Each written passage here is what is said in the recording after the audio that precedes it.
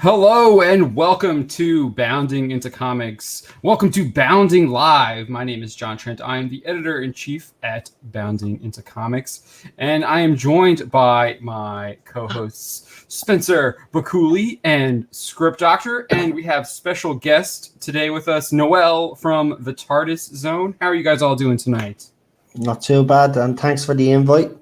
Pleasure to be here. Thanks for joining us. We're glad to have you. Yeah, definitely. I'm doing well. How's it going, Script? He might not be. Yeah, he might not be. It's going well. I just got out of a Skype meeting, so I'm so happy I was able to make it right as the show started. Fantastic. So we will start off with kind of doing what we usually do with Bounding Live. We'll go around the horn, talking about what our things we've been enjoying this week have been. We also encourage folks in the chat. I see the chat is alive and well already. We got folks Lopter, Demon King of Inferno, Deviant Porg, Marvelous Surf. So feel free to also let us know what you guys have been enjoying it and maybe what some recommendations you are for us to check out. So we're going to start off with Spencer. Yeah, hey guys, how's it going? Great to be back for another week of Bounding Live. This past week, I've really been into Demon Slayer. I finally caught up to where I was before, and now I'm reading stuff I hadn't. And I just got to the fight with the Mist Hashira, so it's really good. Everybody should check it out. And aside from that, I checked out Project Power on Netflix, and I threw a review up for it today on our YouTube channel and the site. And it's all right. It's fun if you guys are looking for just a good kind of action movie to throw on. Doesn't require a lot of brain cells. I'd give it a watch. Nothing life-changing, but it's pretty good. Sweet. That's one I haven't checked out. It's something I'm interested in. Jamie Foxx is usually pretty solid in everything that I've seen him in, except for that horrible Amazing Spider-Man 2, which I just leave that up to the story more so than him acting. He was fantastic in Collateral. I love that movie. Oh yeah, with Tom Cruise. Oh my god. But I see. I've seen that movie. Oh, it's such a great film. Joseph Gordon-Levitt is usually pretty solid in everything I've seen him in. Whether it's Dark Knight Rises, or he played a cancer patient in one movie, and he was really good in that too. Was that 500 Days of Summer? I think. Or no, 50-50. That's right, the one with Seth Rogen. Yeah, 500 Days of Summer is with Zooey Deschanel, and obviously, I think that he's pretty obviously a romantic comedy, but I think that one's pretty good too. But I see Lopter, Demon King of Inferno says it is his birthday. Happy birthday, Lopter! I'm glad that you can be joining us on your birthday. We appreciate it. You've also said you're still playing Monster Legends, and you got the BioShock collection and Zombie Army 4 and Madame Fusion. I'm not sure what Madame Fusion is, so you have to let us know what that is in the chat. And we will move on to Script Doctor. What have you been up to? Are you still reading Batman Legends of the Dark Knight? I am. I've had to take a break this past week because, for starters, reviewing Star Trek Lower Decks takes a little bit out of my free time. And things are kind of getting back on track with Hollywood, so I've been getting a bunch more of emails that I've been following up with to try and get some shows sold and put into development. So that's been pretty fun and occupying over the last about 6 days.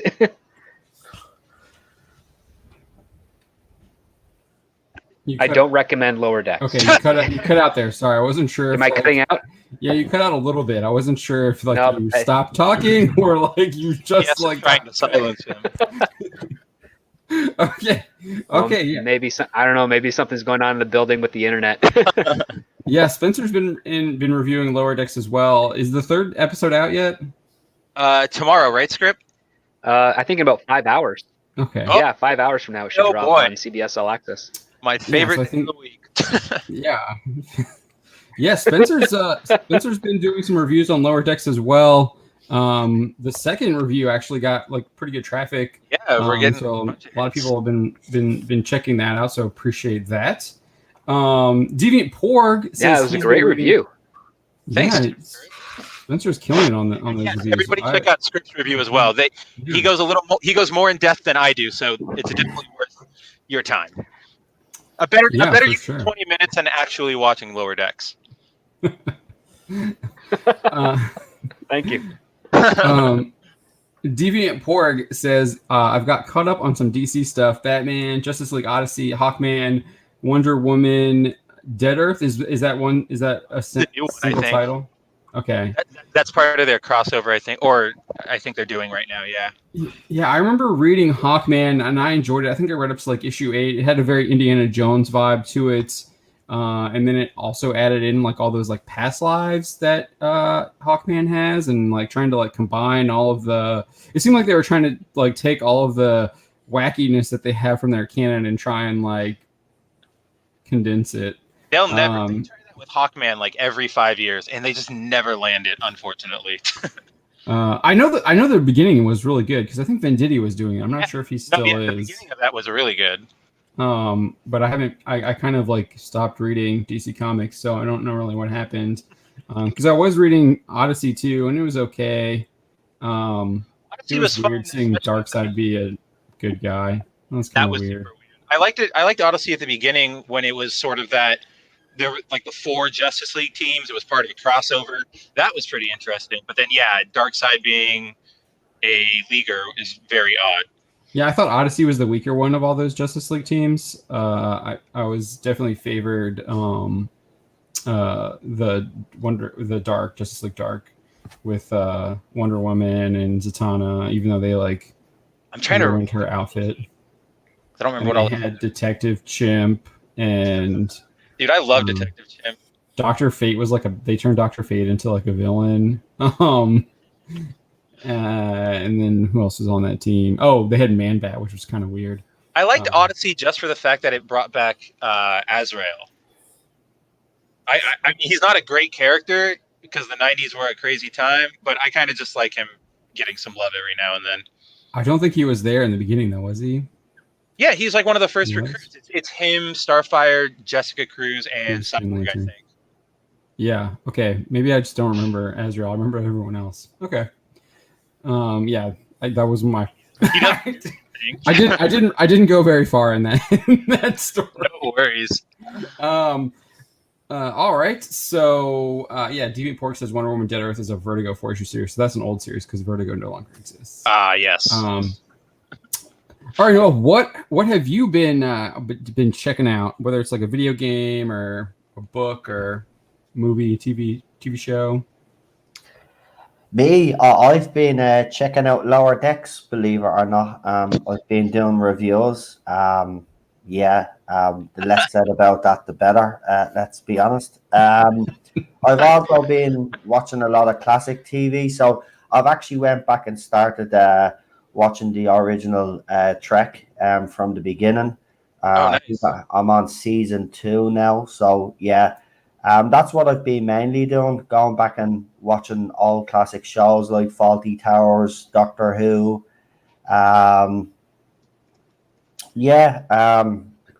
Umbrella Academy just recently finished that, actually, the 2 seasons of that. I was pretty impressed by that. I haven't read the comics, so I don't know if they changed much. But from what I understand, the show is better than the comics. Yeah, I enjoyed the show. Personally speaking, I think it's a cracking show, but others might have a different opinion on that. But yeah, that's what I've been doing. Nothing really exciting. Most of my shows, because I'm from Ireland, so I'm on the other side of the Atlantic. So most of my influences are Irish and UK, British comedies and stuff like that. But I do watch American shows like The Big Bang Theory and Young Sheldon, shows like that. Yeah, best export. I know they're not the greatest, but they make me laugh. So if they make me laugh, then that's good enough for me, and that's really it. That's all I do. But my big thing is obviously Doctor Who, so that's what I focus on my channel. But we're doing Lower Decks, as I said. We have reviewed Picard on Rabbi's channel, and I can't believe it. I don't even know if that's getting a second season, but if it is, why? At this stage, I don't know why they keep dragging Trek through the mud. Same with Star Wars. It's ridiculous, but we are where we are, isn't it? So yeah. So that's it, really. Yeah. Thanks for Well, sharing. not really that exciting, lads. I'm sorry. No worries. Sometimes there isn't much to be excited about. No, not well. There's Yeah. one or two gems out there, isn't there? You know, what I mean, you have to really look, but Yeah. you know, it's not all doom and gloom, is it? No, I think, I mean, what you're saying, you're going back looking at the classic shows. I mean, that's what we've been doing. We do that on Trek Tuesdays every Tuesday, where we've been going through and watching Deep Space Nine, and we're up to what, episode 10, I think, is next week. You just did the Alan Moraine one, right? Yeah, we just did. Yeah, I watched a bit of these stream last night, actually. Yeah, Alpha Moraine, Summer Moraine, and they do their little hopscotch thing. What do you think of Deep Space Nine? Because I could never get into that. I thought it was a kind of boring. Now I'm told after season 3 is where it kind of picks up. But I mean, to watch 2 seasons before you get to season 3, I just can't do it to myself. I've been enjoying the first season so far. I mean, obviously the last episode was not very good. Yeah. But I mean, there's some. I mean, I thought the pilot is pretty solid. The one where you have I think the Dax episode, I enjoyed that, with the trial. There was another one where there's like a riot like happening on Deep Space Nine, and Cisco has to come in and like put it down. I thought that one was good. They had a virus outbreak one, which was okay, could have been better. But the Babel one. Yeah, Babel. Yeah, Babel. Yeah. There was one that was just really good that we watched. It was like, what was it called? It was the one written by what's her name? The woman who wrote like a lot of Trek. You know her name. Oh, DC Fontana. Yeah, DC Fontana. She it was, I think that was the Dax episode, I want to say. Maybe. I don't know. She wrote one of them. It was really good. There was one that was like really, really good that we did like 2 episodes ago. It wasn't The Passenger. It wasn't Move Along Home. I have to go through my notes to figure out which one it was. But yeah, I would say overall it's been pretty good. I've been enjoying it. I think the last 2 episodes, Move Along Home and The Passenger, have probably been some of the weaker ones so far. But hopefully it'll get a little bit better. But as for me, let's read some what the chat says here first. What's everybody else up to this week? I see Mark 63366. Thank you for joining us. He says he watched The Stranger, a British crime drama. It's very good. Where did you watch that on, Mark? So maybe others can check it out. Mark Lasurth says he watched the Sundance movie Before the Fire. It was about a disease from Asia that causes society to break down. Interesting. It sounds very similar. Yeah. I feel like I don't need to watch that. I'm living it. Yeah, we're living it now. We're in that reality right now, lads. It's funny. Mark 6'3". Great Resident Evil right now. What's that, Spencer? I said the world's just Resident Evil right now. Yeah. But all we need is zombies now, and we're Oh man, I don't live that far from the Umbrella Academy headquarters in the movie. You really don't. Mark 63366 says The Strangers on Amazon Prime. He also says he watched Aqua Slash. Aqua Slash. A horrible film. That's a terrible movie. Too long at 71 minutes. It even sounds rubbish. Oh, the poster is pretty bad. Oh my god. Taylor Marquise on Twitter says, "Thank God for Peter David." I don't know what he's referring to there. Maybe he read some of Peter David's comics. I'm not sure. Oh, Peter David came back to Hulk today. He's starting a new Hulk run. Oh, okay. Well, I don't know. It's Marvel. I don't know. Oh. Yeah, it's like Doctor Who. They're trying to see these companies now. They're at the precipice now. What they're trying to do now is they're trying to win fans back when it's too late. So you'll get little announcements like this, and it'll be kind of like, oh yeah, look who's coming back, and you'll be all yay, and then it'll be like there'll be initial excitement, there will be from everybody, but it'll die out very quick. Don't swallow it. Don't swallow it. These people have been treating you like crap for the last few years. You know what I mean? So don't swallow anything that they do now until they've learned their lesson. And they learn their lesson when the right people are employed, and they get rid of the people that have been slating their customer base, basically. You have to hit them where it hurts, and you hit them where it hurts by not spending money. So don't be fooled by little announcements like this. And I agree with you, no, but John actually thinks that like voting with your wallet doesn't really help. Me? Yeah, didn't you say that the other day or the other week when we were talking that voting with your wallet isn't really a helpful way of doing anything because they don't care? Yeah, I agree with that. That's fair enough. Like we obviously we're going to have different opinions on it, and that's fine. I mean, look, he probably is right. I mean, we'd probably only make a little dent, but still, it's still a little dent. You know what I mean? It's still enough for them to take notice, and I think they need to start taking notice to the customer. You know, we are the customer. They're the one. They're supposed to be entertaining us. You know what I mean? Not preaching to us like they have been doing.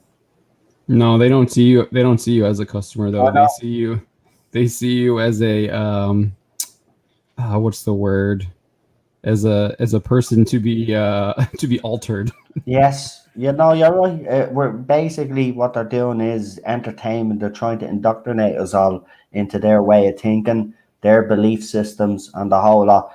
And what they tend to forget is that everybody has independent thought. Everybody has their own mind. Everybody will have their own views on things. Doesn't necessarily mean that you're phobes and you're racist or your isms because you have those different opinions. You're entitled to them. You know what I mean? I don't know what's gone on lately in society, even on like Twitter is a cesspool anyway, and everybody thinks that's on Twitter that the world is on Twitter, and thanks be to God it ain't, because if it was, we'd be rightly screwed.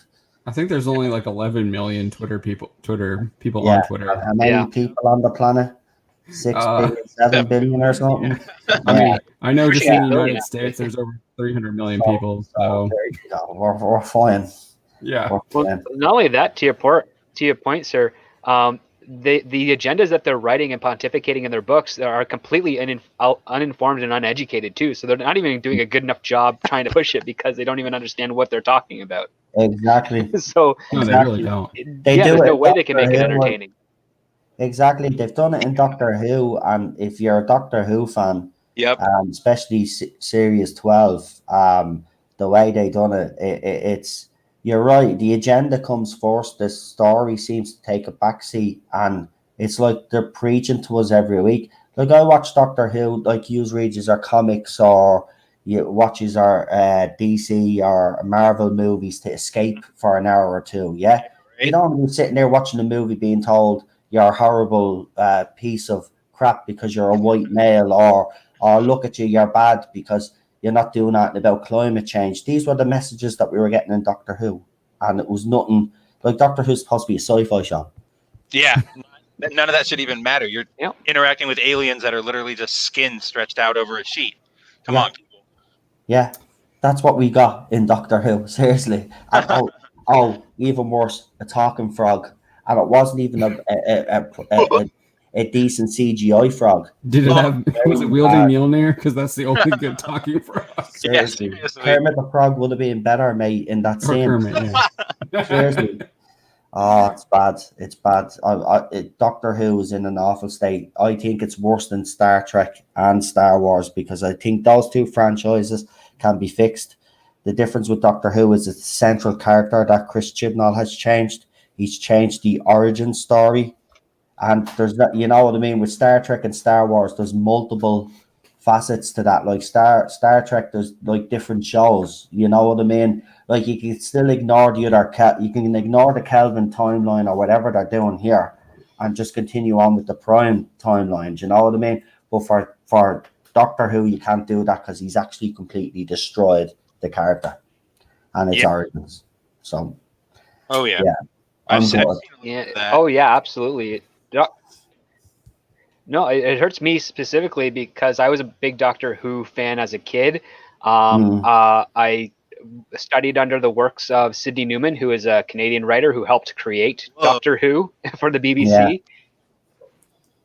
And when they hired Peter Capaldi, I was very excited. But when I saw that pilot first, because one of my friends was co-editors on the episode, and I saw what they were doing with him, it was just revolting, and I just decided to drop out there. So Matt Smith was the last Doctor I really saw, and I was okay with him. He was eccentric and he had some fun stories, but like well, not my favorite overall. But yeah, as soon as I saw what they were doing with Capaldi, given like how good of an actor Capaldi is, I was like, yeah, I'm sorry, I can't stick with this. And everyone who's been continuing with Doctor Who has said, yeah, I got out at the right time.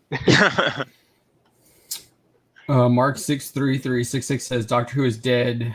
Chin Balls proved himself king of the show killers with what he did to that series. I think Alex Kurtzman is going to give him a run for the money, though, with Star Trek, it seems like. Well, I will say one thing. If Alex Kurtzman can actually kill a show in 2 minutes, then I'll give it to him. But Chris Chibnall will reign supreme there, because in 2 minutes, in the 2 minute scene, he destroyed the whole origins of the Doctor with this timeless child rubbish. He did it in 2 minutes, like. So if Kurtzman can do that in 2 minutes, then he gets the crown. But Chibnall has that crown. I'm sorry, guys. You might think Kurtzman is bad, but if you actually are fans of Doctor Who and see what he's actually done, trust me, you would agree with us. He has really, it's split the fandom. You can see it on Twitter. You see it every day. It's a war zone out there. There's fans devastated. The fandom's not going to recover from this. It's never going to recover. They're never going to get the audience back, BBC. They've even upset the casual viewer.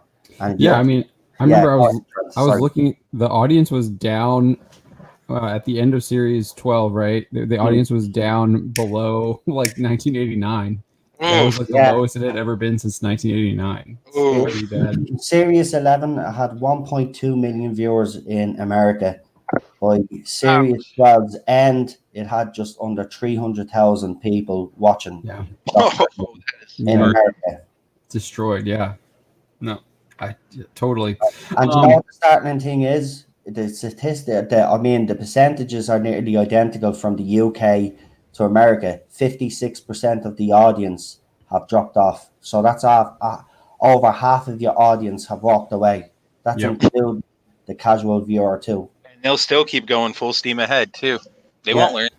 No, they won't. That's the problem. Well, as for me, we're going to switch topics. Get back to talking. We're going to move away from Doctor Who here for a little bit. No problem. No, sorry, and thanks for giving me the opportunity to actually talk about Doctor Who for a second. I really appreciate it. John, sorry. No need to apologize at all. That's what the segment's for. So I actually haven't. I think I finished off Megalobox. Absolute fantastic series. I was a little confused by the ending. I didn't like really how they did the ending. Yeah, same here. I wanted a little more clear. Like they make it clear what happens, but I wanted a little more clarity. I wanted to see what happened instead of like just getting a prologue or epilogue. I wanted give us like a good 10 minutes of what happens afterwards. I didn't want like a 1980s. This is what they did in 20 years. Yeah, right. Ending, which is what we got, which I didn't really like. I don't know if that's what they do it and how they did it in the manga or how they did it in the original anime series, but fantastic. I really did like Megalobox. That's like my really only criticism. Awesome. I still love that. Yeah, love that. And then aside from that, I started watching World War II in color on Netflix. That's awesome. I didn't know they put that up there. I loved that series when it was on TV. Yeah, it's pretty interesting. I think there's definitely probably doesn't. It's not. I think there's arguments to be made on how accurate it is. But it is interesting. I like seeing the footage. I think they also I do think they like reuse the same footage over and over quite a bit. Especially when they're showing like planes dive bombing, they had like the same footage. So like it does get a little bit repetitive, but 5 cameras in 1941. But it is interesting to see how they did it, and it looks really good in color. I'll be honest. So that's pretty much what I've been looking at. And as you know, Spencer, I've been working on my own little short story. So yeah, really good. We'll see what happens with that. I'm going to pass it along to Brett, see if he has any ideas on what to do with it. Brett was our special guest last week. He's a former Marvel Comics colorist, and he's working with Chuck Dixon on Blood, the graphic novel. And he's also worked with your boy Zach on Jawbreakers. I believe I think he's worked with him on Jawbreakers. So we're gonna see if he sees any value in it. And maybe we'll do something from there. So let's get into the news that everyone was talking about before we even went on air. Let me see if I can share the screen here. There we go. There is a report from... What's that? I said more controversy, is it? I don't know if this is... I think it's an announcement, but I think the announcement is kind of controversial. We'll see. So we'll just kind of go here first, I guess, and then we'll go to the tweet. So Deadline posted this breaking news article just a couple hours ago, saying Olivia Wilde tapped to direct untitled female-centered Marvel movie at Sony, of course. So let's just kind of read this. Exclusive! Sony Pictures is not only growing its slate of its universe of Marvel characters, but is building on the female characters at the center of it, and looks to have landed one of the sought female directors. I assume they're sought after female directors. Sources tell Deadline that articles we've been looking at today where they just cannot spell. This is like the third one. Don't worry, we make mistakes too. Oh no, I thought we were talking. Yeah, I know we do, but I also like taking the win when I can. I know. I try not to get like too hard. Like that's such a simple mistake. I'm not too worried about that because I make mistakes like that too. The Collider article from earlier today was just the Collider one was crazy. Horrible. It should never have been published. Sources tell Deadline that Olivia Wilde has closed the deal to direct and develop a secret Marvel film project revolving around a female character in the universe. While not confirmed, it is expected that the story will be centered on Spider-Woman. Sony had no comment. Blah, blah, blah. That's probably all they tell us, right? Probably. Yeah. Oh, here we go. Blah, blah. Give you backstory on Spider-Woman. All right, here we go. The project has been a high priority since the top of the year, and Wilde came close to passing on it as her dance card has begun to fill up quite quickly. At the end of the day, the idea of having a chance to launch her own female superhero was too hard to pass up. She eventually came around to fully committing to the project. This marks the second film based around a female character in Sony's universe of Marvel characters to land a director. After S.J. Clarkson was tapped to direct are they still doing that? Madam Web? I didn't even heard about that in a long time. I do not think Silver so. and Black? I don't even know anymore. I thought they were talking about Silver and Black. They're saying S.J. Clarkson is doing a Madam Web movie. They talked about that years Silver ago. and Black got We're thinking, who wants that? Canned. Yeah, they don't even know if they're actually going to go through with it as a movie or just make it a mini-series for I think Sony's, they still have the script, but they're not sure what to do with it because they were about to go. Like I think they canceled the project like literally right when they were about to go to South America to start filming. Like to film, yeah. Yeah. It was like the weekend before, I think. That's a ton of like revenue that they lost. Not following through on that project. Or that's Sony for you. Yeah. Yeah, and right. It's been quite the year and a half for Wilde, who, after spending the past decade as an A-list actress, I don't think so. She was on House. What else has she been in? She was in a lot of movies. She did Tron Legacy. She's been in a bunch of movies. She got most of her fame because she married a prince, I think, in India. And that kind of elevated her to be of interest. Jason Sudeikis. And then she divorced him. Oh, no. Yeah, you're right. I just remember her from House. Her top listed credits on Wikipedia are House, Tron Legacy, Cowboys and Aliens, The Incredible Burt Wonderstone, and a bunch of other random movies. She's not A-list. That's not A-list at all. Yeah, she's not A-list. Tron was like... She was very pretty and very popular, but she was not A-list. Yeah. Like, Tron was her chance. She's only... She, like, touched the sun with Tron, and then she never pushed through to the A-list. She's not Jennifer Lawrence or like Charlize Theron or... Yeah. The film was one of last year's best reviewed... Amy Adams, another name. The film was one of last year's best reviewed films by... Yeah, who cares about what the critics say? Oh, Booksmart? Yeah, that was an okay movie. I think it bombed. I don't think anyone went to see it, though. It didn't do financially well, but it was actually well received by those that did see it. All right, well, so she confirms it here on Twitter with a little spider emoji, basically saying she's playing Spider-Woman or she's directing Spider-Woman. No, she's directing. She's not. Right. She's not acting. As far as we know, we don't know. She could be. She has nowhere near the body or ability to get the body of a Spider-Woman character. I've seen lots of cocaine thicker than her, and I don't do drugs, man. The top reply is from James Brophy, and he wants Alexandra Daddario, which I mean DC needs to get her for Zatanna, so she's not Spider-Woman, but. John, what is Olivia Wilde's directing credits though? Because you know this movie obviously is going to be a big deal, and I mean it'd be interesting to see what kind of directorial debut she had, if she's had any, or is this her debut? Because if this is her debut, should you be really giving this woman? I think she did Booksmart. Booksmart was a female franchise that's probably going to kick it off for Sony. Do you know what I mean? I mean, this director, if she's got directing this, doesn't have the experience, in my opinion, to be taking this movie on. And I don't know anything about the comics. If there's a Spider-Woman even comic, is there a Spider-Woman comic? Yeah, she's been around for a while. Spider-Woman is a thing. She's directed. Did they not learn with Ghostbusters 2016? No, Spider-Woman's actually been around for a while. She's actually pretty integral to Secret Invasion storyline, where the actual Spider-Woman is kidnapped, knocked out, and the Skrull Queen Varanki takes on her appearance and masquerades as Spider-Woman for years as she organizes a secret invasion of Skrulls who kind of start replacing the Avengers one by one and start infiltrating high-level government positions across the globe, and in order to make the Earth the next Skrull home planet after Galactus destroyed the Skrull throne world.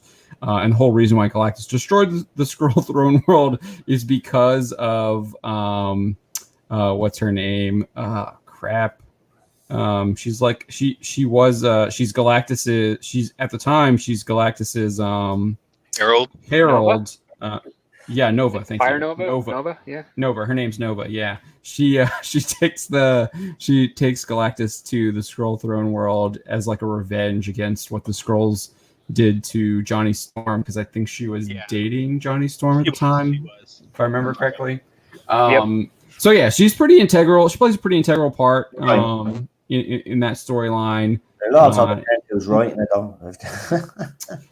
I can answer your question as to what you directed, because she's only done about 4 short films, the movie Booksmart, and then a film that is in post-production right now called Don't Worry, Darling. So she only has 2 feature film directing credits. Oof. And I mean, it's a little weak given the level of an action genre film comparatively. However, if this is going to get Marvel help, which it most likely will, she's going to be there just to say the 4 lines she needs to. Action cut, do it a little faster, do it a little slower. That's about it. Yep. Yeah, she's there as a marketing ploy. Yeah, Script actually talks about this quite often. Marvel Studios makes it a habit of trying to go out and get inexperienced directors so they can basically groom them into how they want them. Yeah, I was going to say that's what that sounds like. It sounds like they just get people that'll be willing to do what they tell them because they're giving them the opportunity to direct this great movie or big movie. So yeah, I could see that. Which is kind of different from how they started out. I mean, they used to. I mean, obviously Favreau directed Iron Man, the first Iron Man, and you had what was the guy who directed the Thor Kenneth film? Branagh. Yeah, you had some pretty experienced directors doing the was it Paramount that was distributing at the time? Yeah, it was Paramount. Yes, Paramount was doing Iron Man and Thor and Captain America, and Universal was co-financing Hulk. Incredible Hulk, yeah. And it was a pretty good deal until Disney came in there and pretty much took it over. Yeah, and you then can say about almost anything these days. Yeah, and they started doing how they started kind of grooming the directors, and to an extent, I guess it's kind of worked in some instances.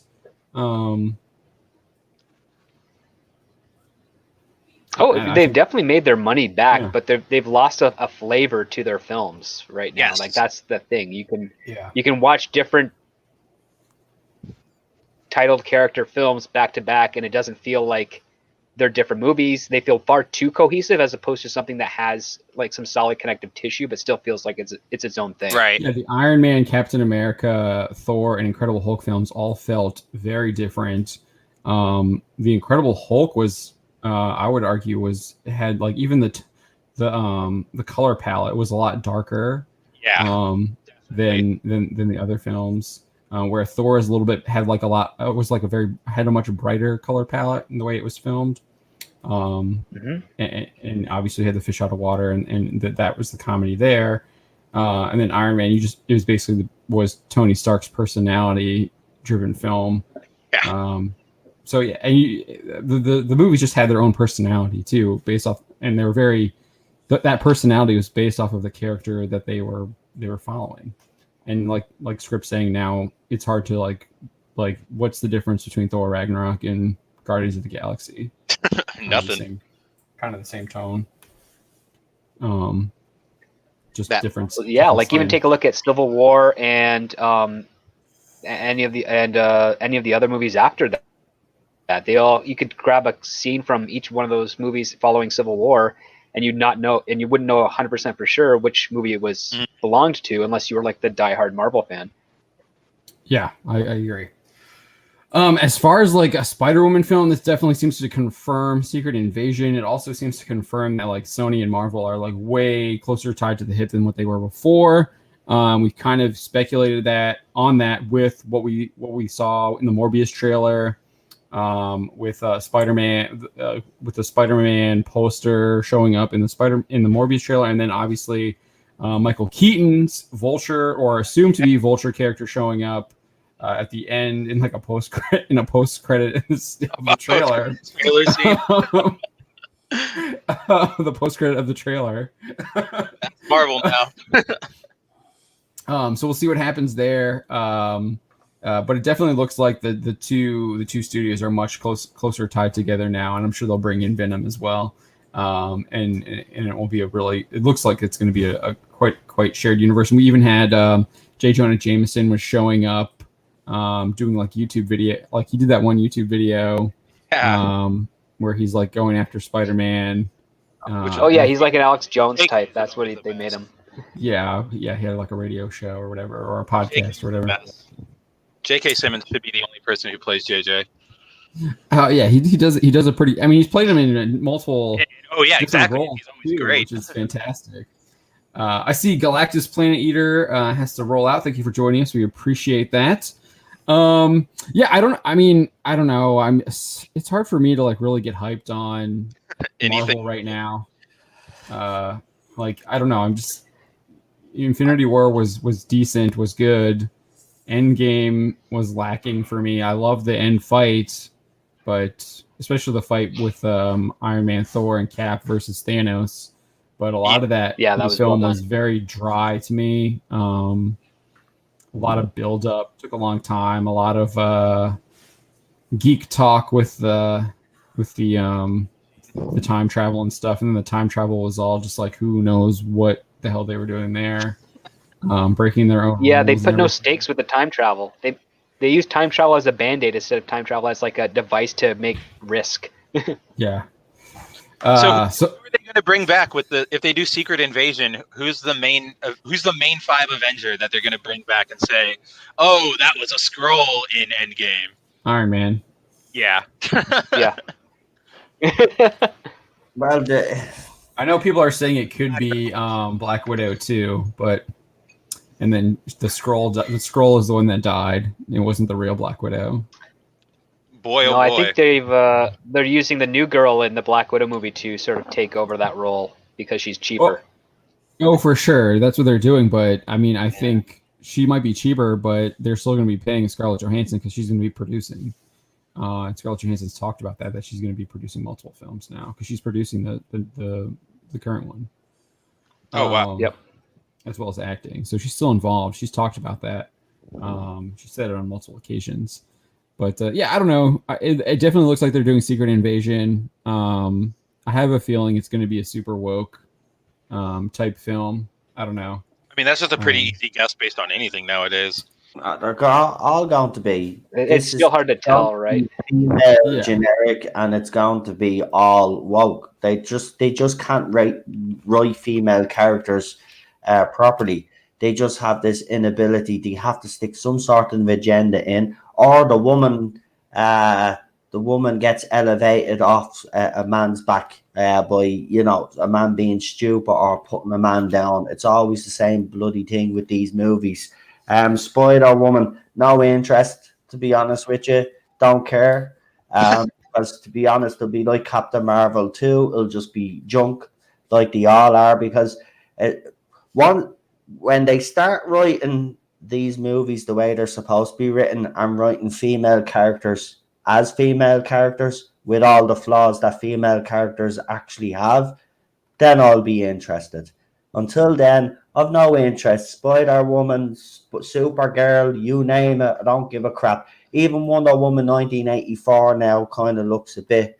There might be something a bit dodgy with that. Apparently, it was testing well, and then JJ went in there apparently, and now it's not testing as good. So, like, I don't really care, to be honest, because they just won't learn.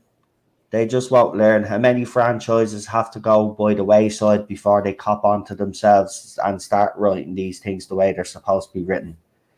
So this is why I think that it might. I mean, I just don't like. I've talked about this before. I don't think these people are so consumed by their politics they are unable to like write anything outside of it. And I mean, this is the tweet. This is a retweet right below the Spider-Woman thing. So I mean, she's retweeting, I guess, someone who says they're a doctor. When I say this study is devastating, I mean it hurts me to my core. Study upon study has revealed that children and even our babies are not exempt from racist perceptions and treatment in healthcare, and it's killing us. As a black woman and pediatrician, this hurts so much. And then you have a headline from CNN. Who knows if that? I haven't obviously looked into it. But I mean, this is just the typical rhetoric. What does that have to do with Spider-Woman? Well, right, but she's. I'm explaining. Spider-Woman has a kid. This is her. Movie will deal with this issue. It has nothing to do with Spider-Woman, but no. But this is what she's there to say. This is Olivia Wilde's Twitter feed, and I'm arguing that when you start making tweets like this, you're like that's all you care about, and that you can't you don't have any imagination outside of this stuff. But they don't. It hurts your storytelling. That's what I'm arguing. Because she's only retweeting these tweets. She's not tweeting them herself. She's retweeting other people's tweets. This is what they do. They all do it. They all virtue signal. They all pretend to be like behind all of these causes. Right? It was like when all of these animated actors were giving up their jobs because they felt that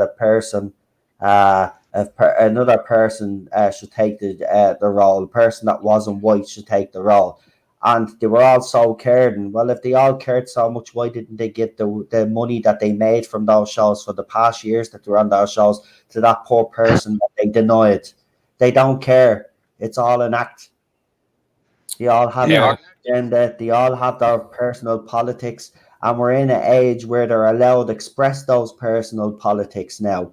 I think actors and actresses have forgotten that they're not activists. They're there to entertain us. Yeah. So do your bloody job and entertain us, and keep your mouth shut about personal politics, because I don't want to hear your personal politics. See, that's the problem. They are activists. The whole purpose of what they do, I would argue for the most part now, is to be an activist, is to influence you. I mean, right here, this is another one.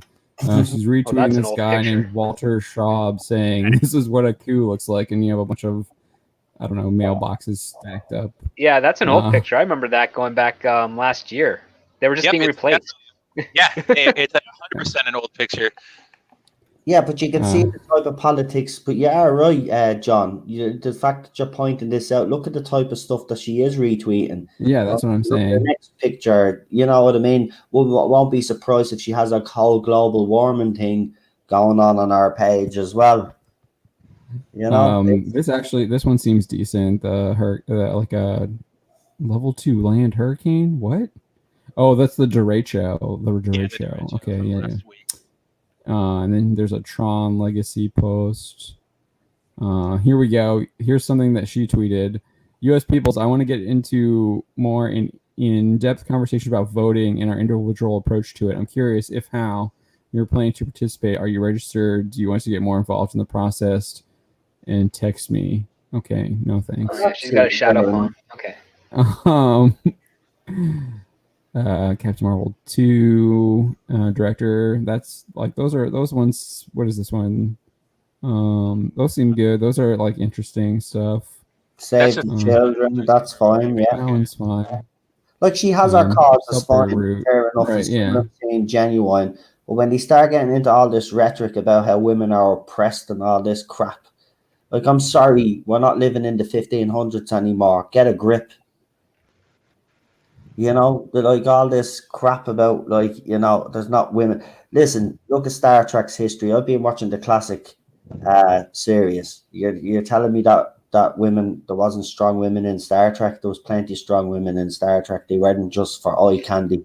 Some of them actually had character arcs. If you go back and watch these people that give this false rhetoric, but it's the same, isn't it? It's a small minority, a vocal small minority on Twitter that all of these idiots listen to. CBS and BBC and all those other bloody, you know what I mean? Get a grip, which is ourselves, right? It's supposed to be entertaining us, not boring us to crap.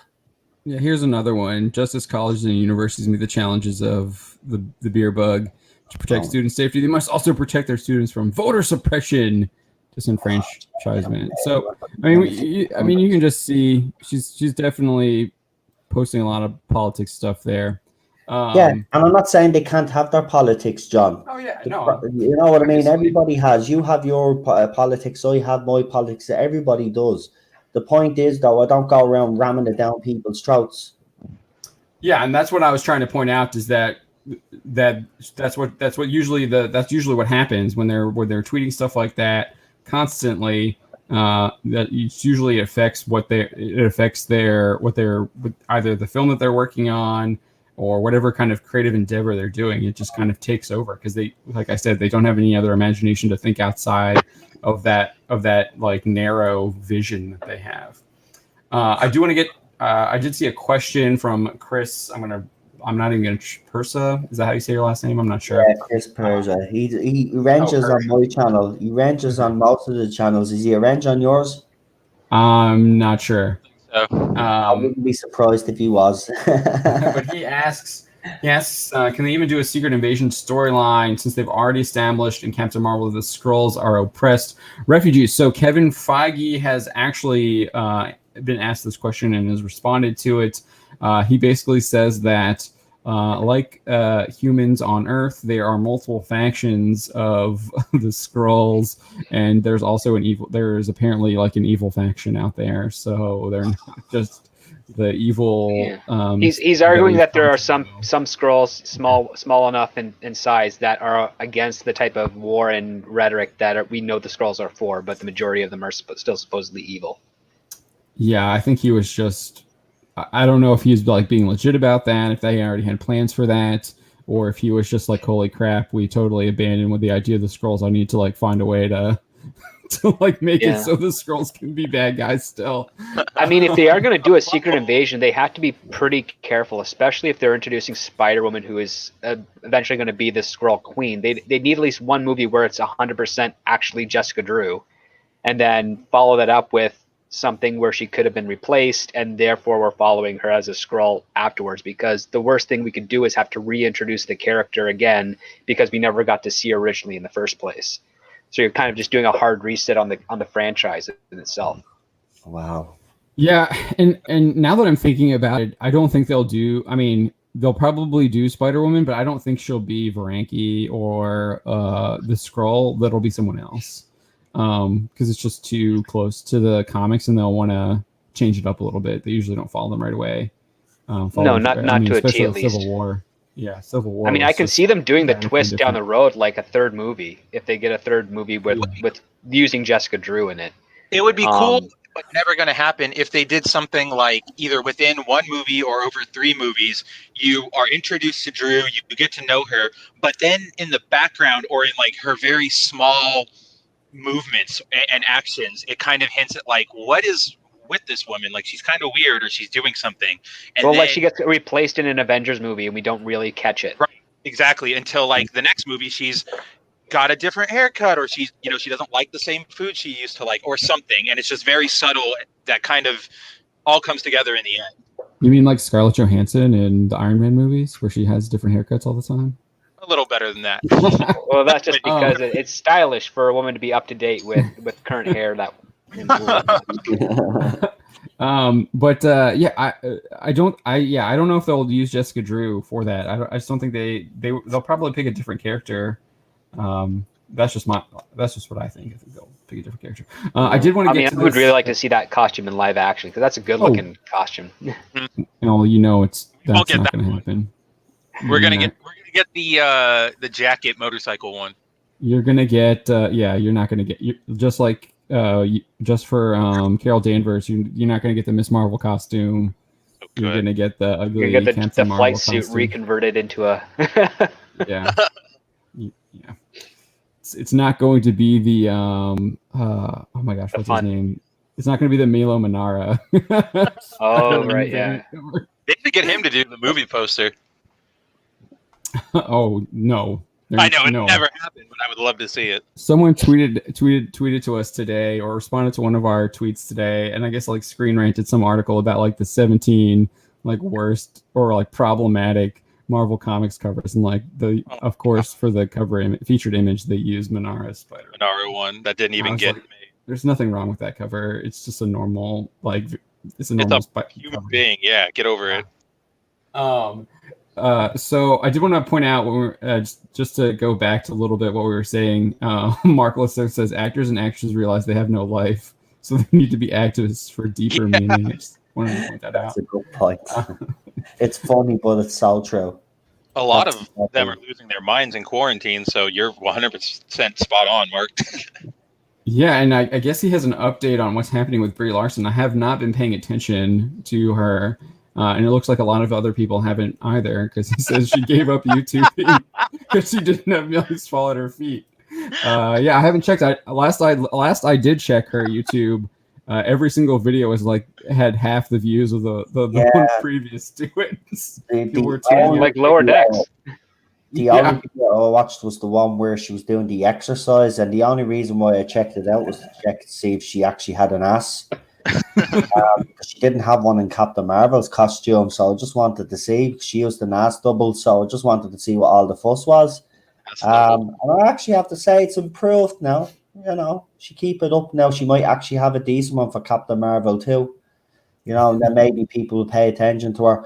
But listen, our whole attitude, right? You see, this is what I don't like. You've worked hard on YouTube to get where you are, John.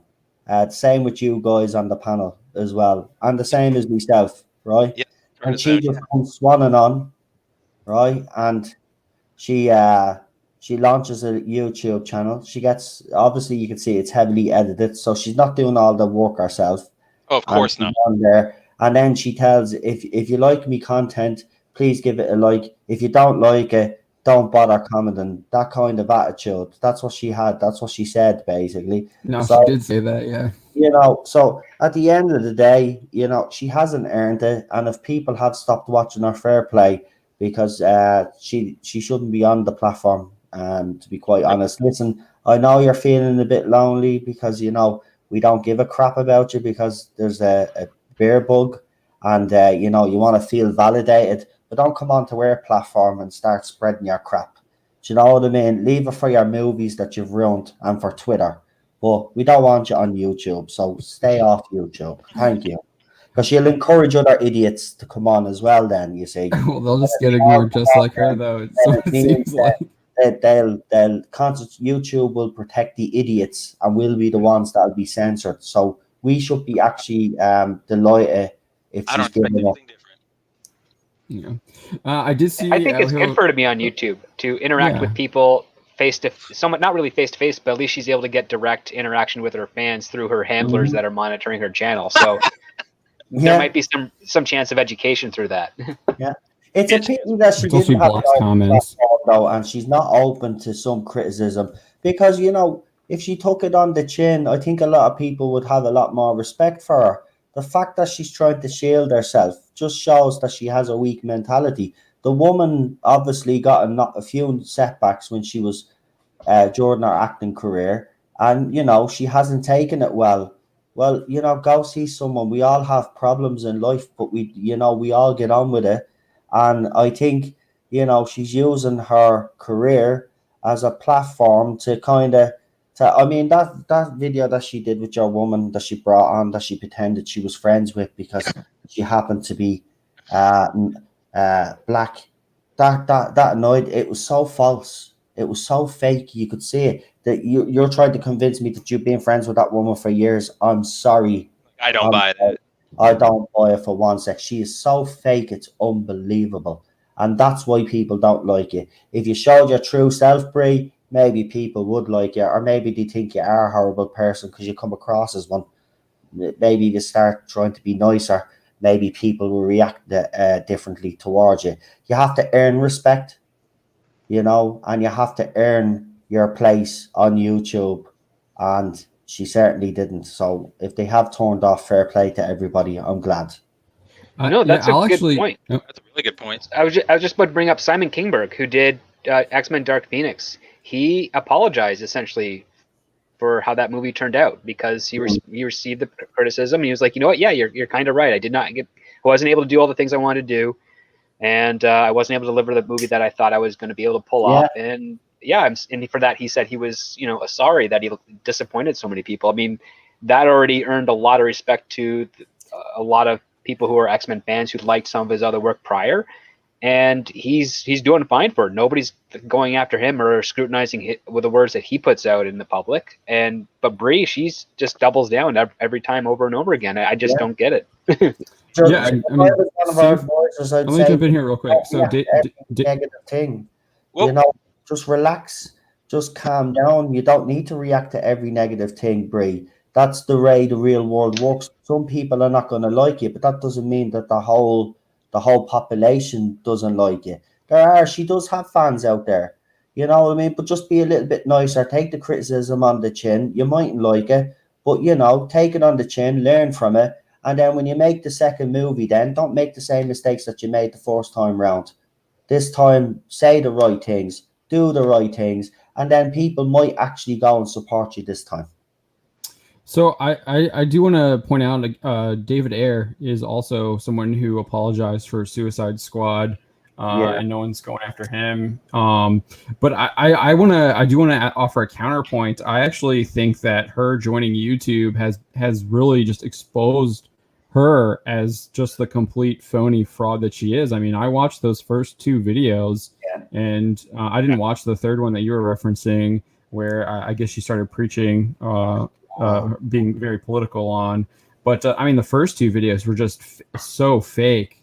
Like she just seemed like just a fake vapid person, just in the videos that she showed, and I just think that she just exposed herself there.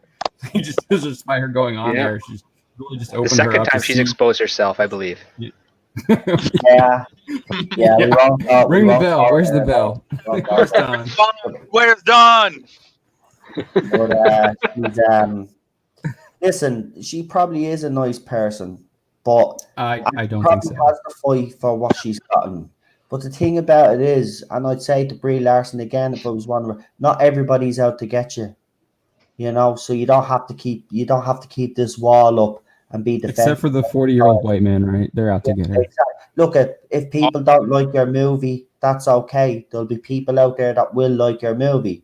All I would say to you is you made some ridiculous statements when you were promoting the first movie. I wouldn't make the same mistake a second time. You want to get fans on side this time, say the right things, do the right things, and actually maybe might be a bit of a stretch, but might come out and apologize to the fans for the way you behaved the first time. Might go a long way, but it's not her. It's not in her DNA. She's going to double down for sure. Yeah, of course. That's not happening.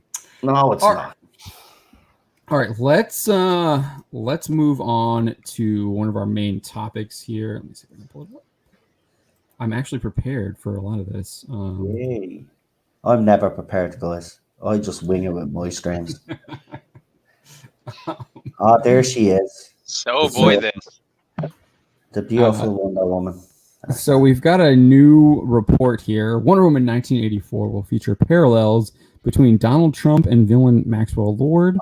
The main enemy apparently is capitalism, according to this report. So, new report details that director Patty Jenkins and actress Gal Gadot's upcoming Wonder Woman 1984 film will feature parallels between Donald Trump and villain Max Lord, and the main villain of the film is actually capitalism. There she is in full armor. Well, gold is Donald Trump's favorite color, so he's probably going to be really attracted to her now. Yeah. Speaking with Collider on a visit to the film's set, Jenkins compared the film's time period to the current day, claiming that the United States is paying the price for the sins. See, I messed up here right there. Spencer, sins of the 80s. Yeah. Jenkins told Collider it was particularly the 80s because of the fact that was the height of everything we're now paying the price for. See, I feel like they didn't provide context. So she must have said something before that, but that's all they gave us. It was like, I mean, if you point out some of the deregulation that was taking away manufacturing jobs overseas and putting them overseas, that would have been something. Like, that's a decent reference. Yes. I mean, doesn't yes. Get like a car dealership in the movie? It's unclear. They described him as like a sleazy infomercial guy. Okay. We'll get to that though. It was like we thought for sure it could go on forever and there was going to be no price and you could just have exponential growth. Then it could keep going and all of this excess. And so I think in that way we're talking about then, and we're also talking about right now. We're talking about what we're dealing with right now because that struggle is very much alive in our own psyche. This just seems, I mean, I'll be honest, I've read some other stuff that Patty Jenkins has said, and she just, like, this seems like she's just rambling. She doesn't know what she's talking about here. Yeah, dude, even reading it in the Collider article, just without, I've not read anything from Patty Jenkins before, and I was just kind of like, what is your point here? Where are you going with this? Yeah, it doesn't really make any sense. It looks like she's trying to say something here. So I don't know if this is the Collider guy doesn't know how to transcribe or what's going on. Or maybe she doesn't know the type of point that she's been asked by the people upstairs what to promote. So possibly, she's just rambling. Possibly, yeah. Because here's the other part. It sounds to me like they're conflating capitalism with crony corporatism. Yeah, I definitely think that. Well, I think that's the Collider guy. He's blaming capitalism when they're actually blaming the. We'll get to that too. I think they're blaming greed. The real thing is greed. It's not has nothing to do with.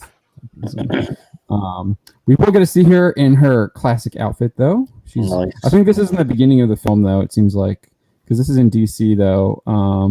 And they talk about the colors on the costume at least. It's so bright. It looks so good. Well there. So bright. So great. Yeah. The film's associate producer Anna Obrapta would hint at why they chose the year 1984 for the film's title. She notes it quote was at the peak of America's power and its pride. It was everything: commercialism, passion, wealth, even violence was in excess. It was a decade of greed and desire. So yeah, see, greed. This is what she's saying. It's greed. Obrapta would add, it was humanity at its best and at its worst. That doesn't sound too bad. Yeah, when asked whether it referred to George Orwell's famous novel, producer Charles Roven responded, "We should have that conversation after you've seen the film." Wow. So that basically is a confirmation that it is. Yeah. So this is where the Collider's Nick Romano, who was the guy who wrote this story and had the set visit to Wonder Woman 1984, and I wasn't sure when the set visit was. I assume it was like a couple of years ago, and they've just been sitting on this article. And the fact that they've been sitting on this article and how, like, well, yeah, really Wonder Woman was supposed to come out this summer, right? So yeah, this should have been a spring release at the time. the article, at least. Yeah. So he writes, who is the villain of this next chapter? Well, there are multiple antagonists, but the real enemy, one might argue, is capitalism. And then he goes on to describe the antagonists, Maxwell Lord and Cheetah. He says that Pascal's Lord is the king of phony infomercials. People are chasing after dreams of wealth, power, and fame. Then Max is selling those dreams. Anna Abrupta would describe him as a desperate, self-obsessed, fraudulent entrepreneur who runs a business selling the American dream. Like what Donald Trump is doing. So it is an algorithm. Oh, I can't say that word. For Donald Trump. And your man looks a bit Donald Trump-esque. They're going to do it, aren't they? She's going to, like, kill the audience for the second minute. Look at him. Oh, yeah. He's doing the lips right there, for crying out loud. Yeah, and the way the hair is done. Yeah, and the fists and everything. Well, Wonder Woman was nice knowing you. One movie in. They couldn't wait. They had to do it for the second one. Thanks a lot. Pascal looks like Nathan Fillion doing his best Donald Trump impression. Yeah. He does. Yeah. They just can't leave Arden alone. The first movie was actually good. I mean, it was good. It wasn't that great. The was pretty good. It was average. It was. The ending was a little. The part with like anything we've seen in all the other movies that have ever come out regarding action superheroes. Yeah, I don't know but it was very Captain America First Avenger to me. Which yeah, it was, that part was good, but then like love will conquer all at the end, and then it's like, dude, you literally just like turned yourself into a human weapon and like torched Ares with golden rays, magic powers. Yeah. Yeah, love. It was like love emanating from you that burned him alive, right? Like, okay. Well, Wonder Woman and Teflon Don. Coming out this summer. So as for Barbara Minerva, also known as Cheetah, Romano explains she is beguiled by his illusion and eventually corrupted by it. He later adds that she falls victim to one of Max's schemes. Abrupta details, at first look, it is a dream come true. She adds that she feels physically stronger. She feels more seen and respected in the world. But her power takes a very fast, very dark turn, and she transforms into this vicious and savage creature like nothing we could have ever imagined. I'm wondering if like she's almost an allegory for America, like they're saying like she feels more seen and respected in the world in the beginning, but like afterwards it's going to be like really horrible, and like that's how they view Trump presidency. That's how that reads to me personally. As for Diana's reaction to this, Godot, this is weird. So you looked at this, Spencer. I'm pretty sure this was Godot saying this and not Abrupta, but it's really hard to tell because there's like spelling errors and they put words in where it's unclear who's saying this. I'm pretty sure it's Godot that's saying it though. Godot explains that she sees all the bad things that are being done in order to get to the top. I think she doesn't like that so much, the price that people are willing to pay in order to achieve whatever it is they want to achieve. But other than this, I think Diana loves the 80s. Great hair. She's rocking hair and styles. It's great. That sounds like Gal. That sounds like something Gal would say. We lost Spencer. Oh, there he goes. That's why he Yep, I just hit the wrong button. But yeah, this to me, it's like it's about the greed. So even Gal is saying the price that people are willing to pay in order to achieve whatever it is they want to achieve. So, which seems to me very like they're so greedy that they don't care about maybe what happens to the people around them, or maybe even what the happens Wall Street to game, themselves. Right? Yeah, it's very Gordon Gekko-ish. Yeah. Or what's the recent one that Leonardo DiCaprio played the guy? Wolf of Wall Street. Wolf of Wall Street style. Yeah, they're both Wall Street in title. So after this part, Romano would then describe these bad things that Gal's talking about as greed, providing evidence that his initial description of the film's main villain as capitalism in actuality is greed. So I think he's actually talking about greed, but this guy's he writes like Collider. Yeah. He's a journo. He probably wants to put his own political spin on it, and he doesn't understand that capitalism and greed are two different concepts. It's all the same to them. Yep. Which doesn't surprise me one bit.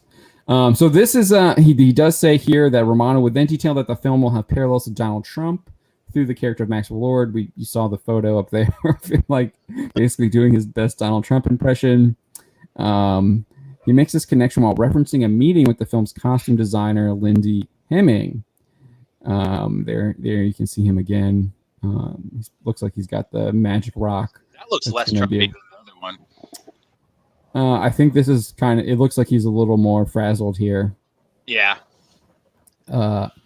He writes, expect parallels between Max and Trump. Photos of the fired reality TV star with a trail of bankruptcy filings adorn costume designer Lindy Hemming's workspace. That just seems kind of weird. It's super. I was just about to say that. That is weird. Why would you have a bunch sentence, of bankruptcy filings in a costume designer's in your costume designer workspace? That just seems so strange. Was she going to use like the line type on the notices as like a suit pattern? Yeah, I don't know. For the fabric. It's just... I made a blazer out of all the documentation of my my bankruptcies that I filed. I wouldn't be surprised if they would do something like that. For real. It's like instead of like sackcloth, you wear like your bankruptcy suit. It's not pinstripes. It's just like it says, "We hereby foreclose on your property." Yeah. It's like who was the actress that like wore the embroidered like? Oh, Natalie Portman. Natalie Portman, where she didn't even have the full names of the directors on there, nor would she ever hire any of them. Yeah. So Lindy Hemming actually says that Lord's costumes are inspired by Trump. We saw that. I assume it's inspired by 80s Trump, for sure. And then, so this was also like context was missing here. So she says, well, that's helpful to look at, isn't it? So I'm guessing she's like, he asked her about like, maybe it's like some of the photos in her workspace. And so she says, well, that's helpful to look at, isn't it? There's something about the period of Donald Trump and being a businessman, of being rather sleazy a little bit and a bit goofy and a lot of talk. So that's why he's there. There's more, but I ought to just, and then he says that she doesn't finish her sentence. So it looks like, I mean, to me, that sounds like it's more than just the costume. There'll probably be a lot more than the costume. It seems kind of odd to rewrite Maxwell Lord, who was kind of like an adjacent Lex Luthor character, from my remembering, into a Donald Trump-like character, because they just don't coalesce. They really, really don't. I'm guessing they were trying to make him like separate from Luthor, even though he's in the comics he's very similar to Luthor.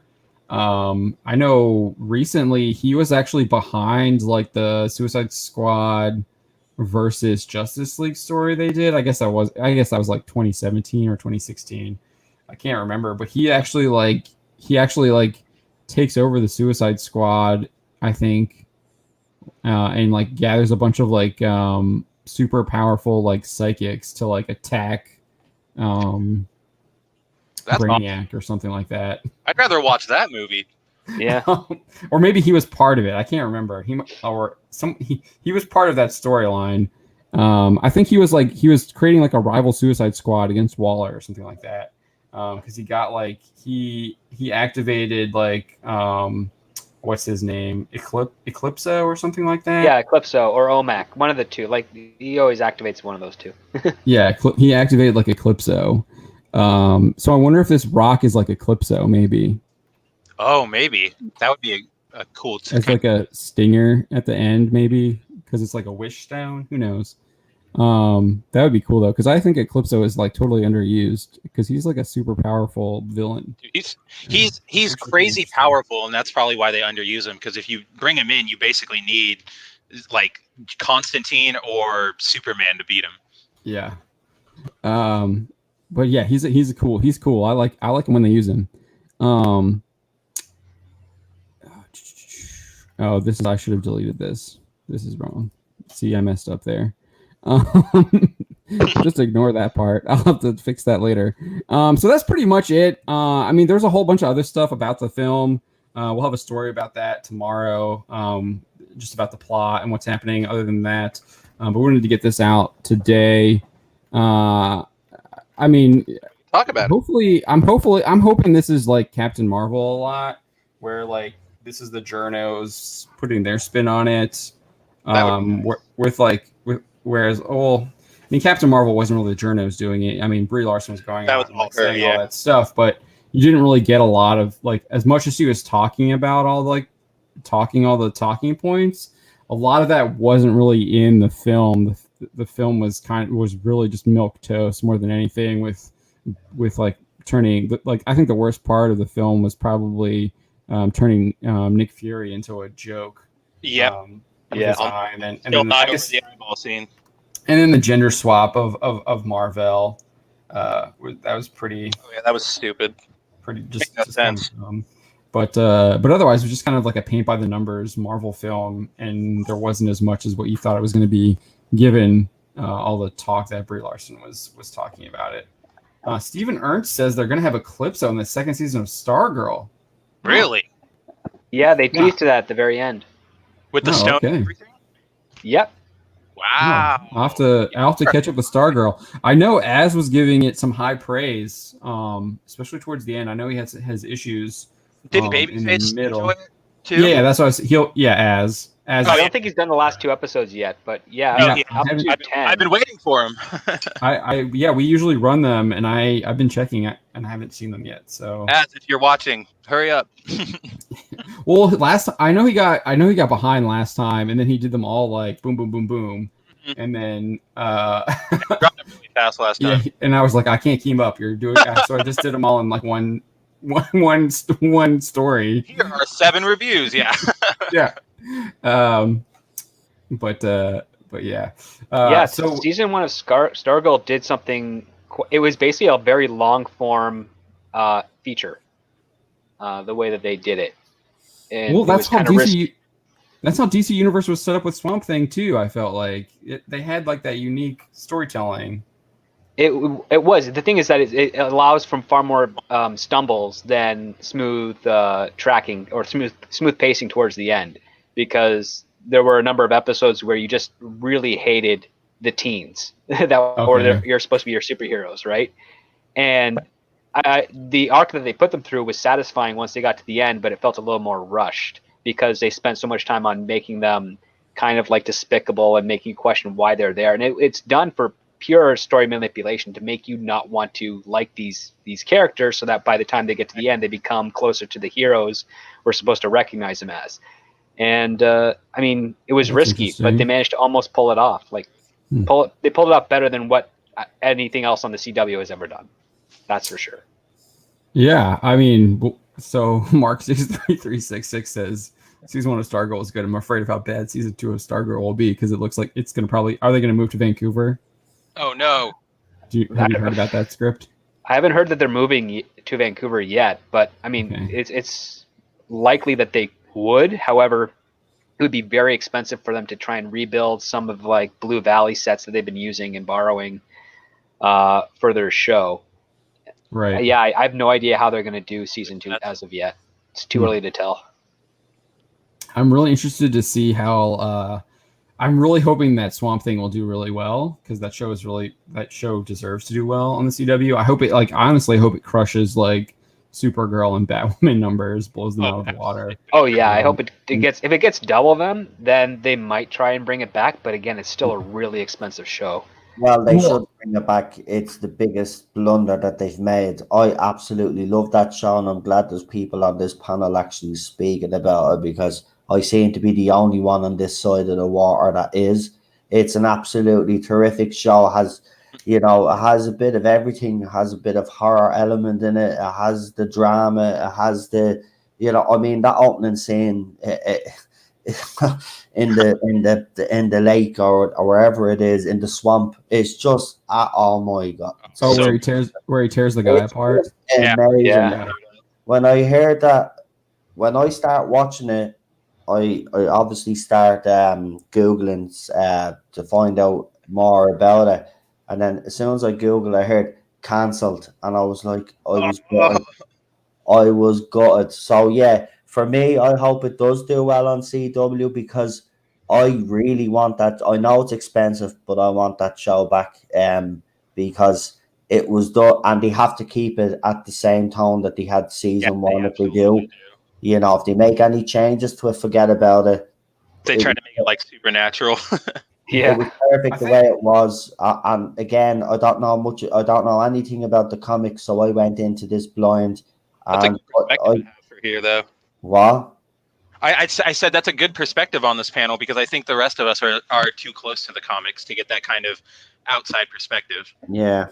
Well, I enjoyed it. I have to be honest with you.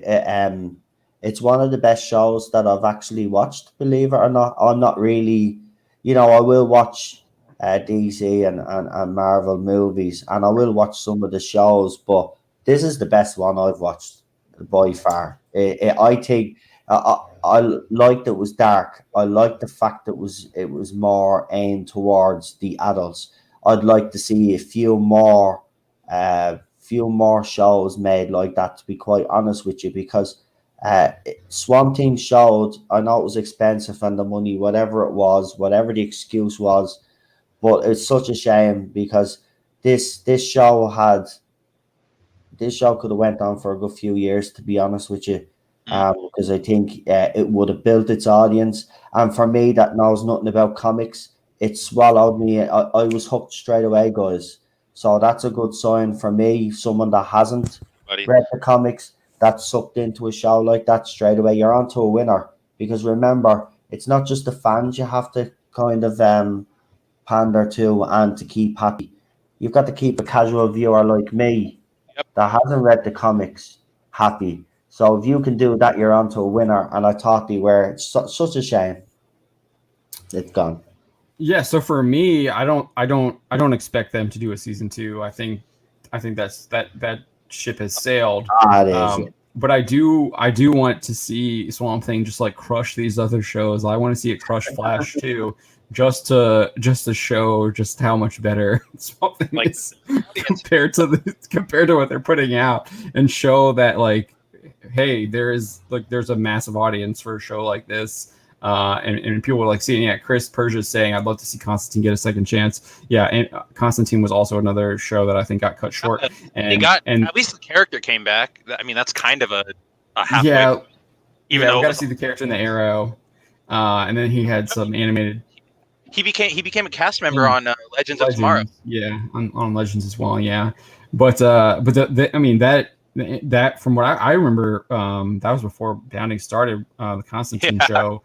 But I actually was like, because I really liked that show, and I heard rumblings that they were talking about canceling it because I was following it, and I remember they moved it to like Friday night or whatever, and that was like that's like where NBC put shows to die. But even when they moved it to Friday night, the viewership kept increasing every episode, and as I know now, like that is unheard of to really see a Friday's show. Your place where you go to die. Yeah. Well, even on Fridays when you're seeing your viewership go up, that showed like the word of mouth on the show was really pushing that show, and they still like just axed it. But I think I think that there is an audience out there. I mean, HBO knows that that's there. I mean, because I consider those shows very similar to like True Blood. Obviously, True Blood is with vampires and werewolves and stuff like that, but it still has that adult supernatural drama. I mean, True Blood is a little bit more of a soap opera type, with how the characters interact with each other, but the tone and everything. They do know there is an audience. The problem that we have is the suits that basically run the show. They're the ones that basically make all the decisions. And if I'm correct in saying, I think they were part of the reason why Swamp Thing kind of disappeared off air screens. They need to keep their noses out of it, and you need to be able to let the directors and the producers and the writers to produce the shows that they actually want to produce. They don't want to go down this route. They want the CW type show. The Stargirls, the Arrows, the Flashes, those kind of shows. They want the kind of sugarcoat them. Do you know what I mean? They don't want to give us these darker kind of universes, because they think that in their own head, the suits think there isn't an audience. But the people that are creating these know there is an audience, but they're not going to fight the people that are in charge and giving them money. So they just keep strum and they do what they're told. Simple. Well, the audience for the darker shows or the more riskier ones is not just your 18 to 50 demographic. It's also your 12 to 18 as well. And the thing is that when you have shows of that dark nature that appeal to those kids, you end up getting the basically parents groups coming after you. And studios don't like that because it really does hurt their networks, their funding, their advertisements, especially when they're doing like cable or network television.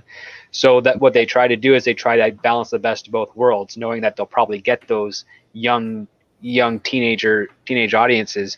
So How much power do those parents groups have in today's they're the day reason and why age with Tim Burton Netflix? was no longer making Batman in the 90s. It's And they why, still... it's why Yeah, that's what I'm talking about. You're talking about the 90s, dude. That's true. But That's they true. still Yeah, get involved. I mean, especially the helicopter and bulldozer parents that we have today. Dude, have you seen what's on Netflix, man? I was gonna say, I have. They just launched some show called Cuties. yeah. That is horrifying. So I just I just I linked find that. it really Yeah. hard that the studios like give 2 cents about these. Well, parent Netflix groups. is different because Netflix is subscription based primarily. Yeah. A cable that's where show all like the other CW, they're not. They have advertisers and they have markets they have to sell overseas. So QE is about a Muslim girl that basically breaks our family traditions to become part of a twerking troupe. And also in the description, it says that she's going to be exploring her femininity, basically, So Yeah, yeah, we're not gonna get. I don't want to get too much into that show. We don't. Yeah. I was just bringing it up to make a point. Yeah. We'll have more. I mean, Jorge's working on a story on that tomorrow. But Yeah, I I don't won't really want to talk about the show on here. yeah. I'm one of those parent groups, you know. I'm putting a stop to the cuties. Yeah, you are a parent. Yeah.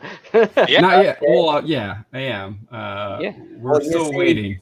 Things like this show, though, things like this show don't help, though. You know what I mean? What I'm not going to mention any details, but what the hell is Netflix doing? You know what I mean? If you're promoting something like that, it doesn't look good. That's all I'll say. Yeah. So you still think that these parent groups have quite an influence on the cable networks?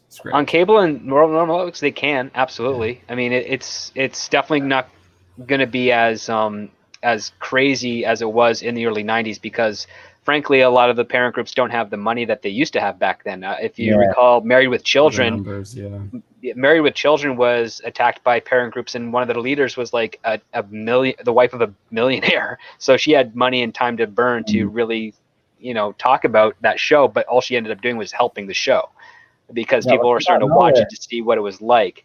But at the same time, like Batman Returns came out and it had some lewd blue humor in it, and parent groups got really upset, and McDonald's, which was a sponsor of that film, got really upset as a result of that, so they pulled out their funding.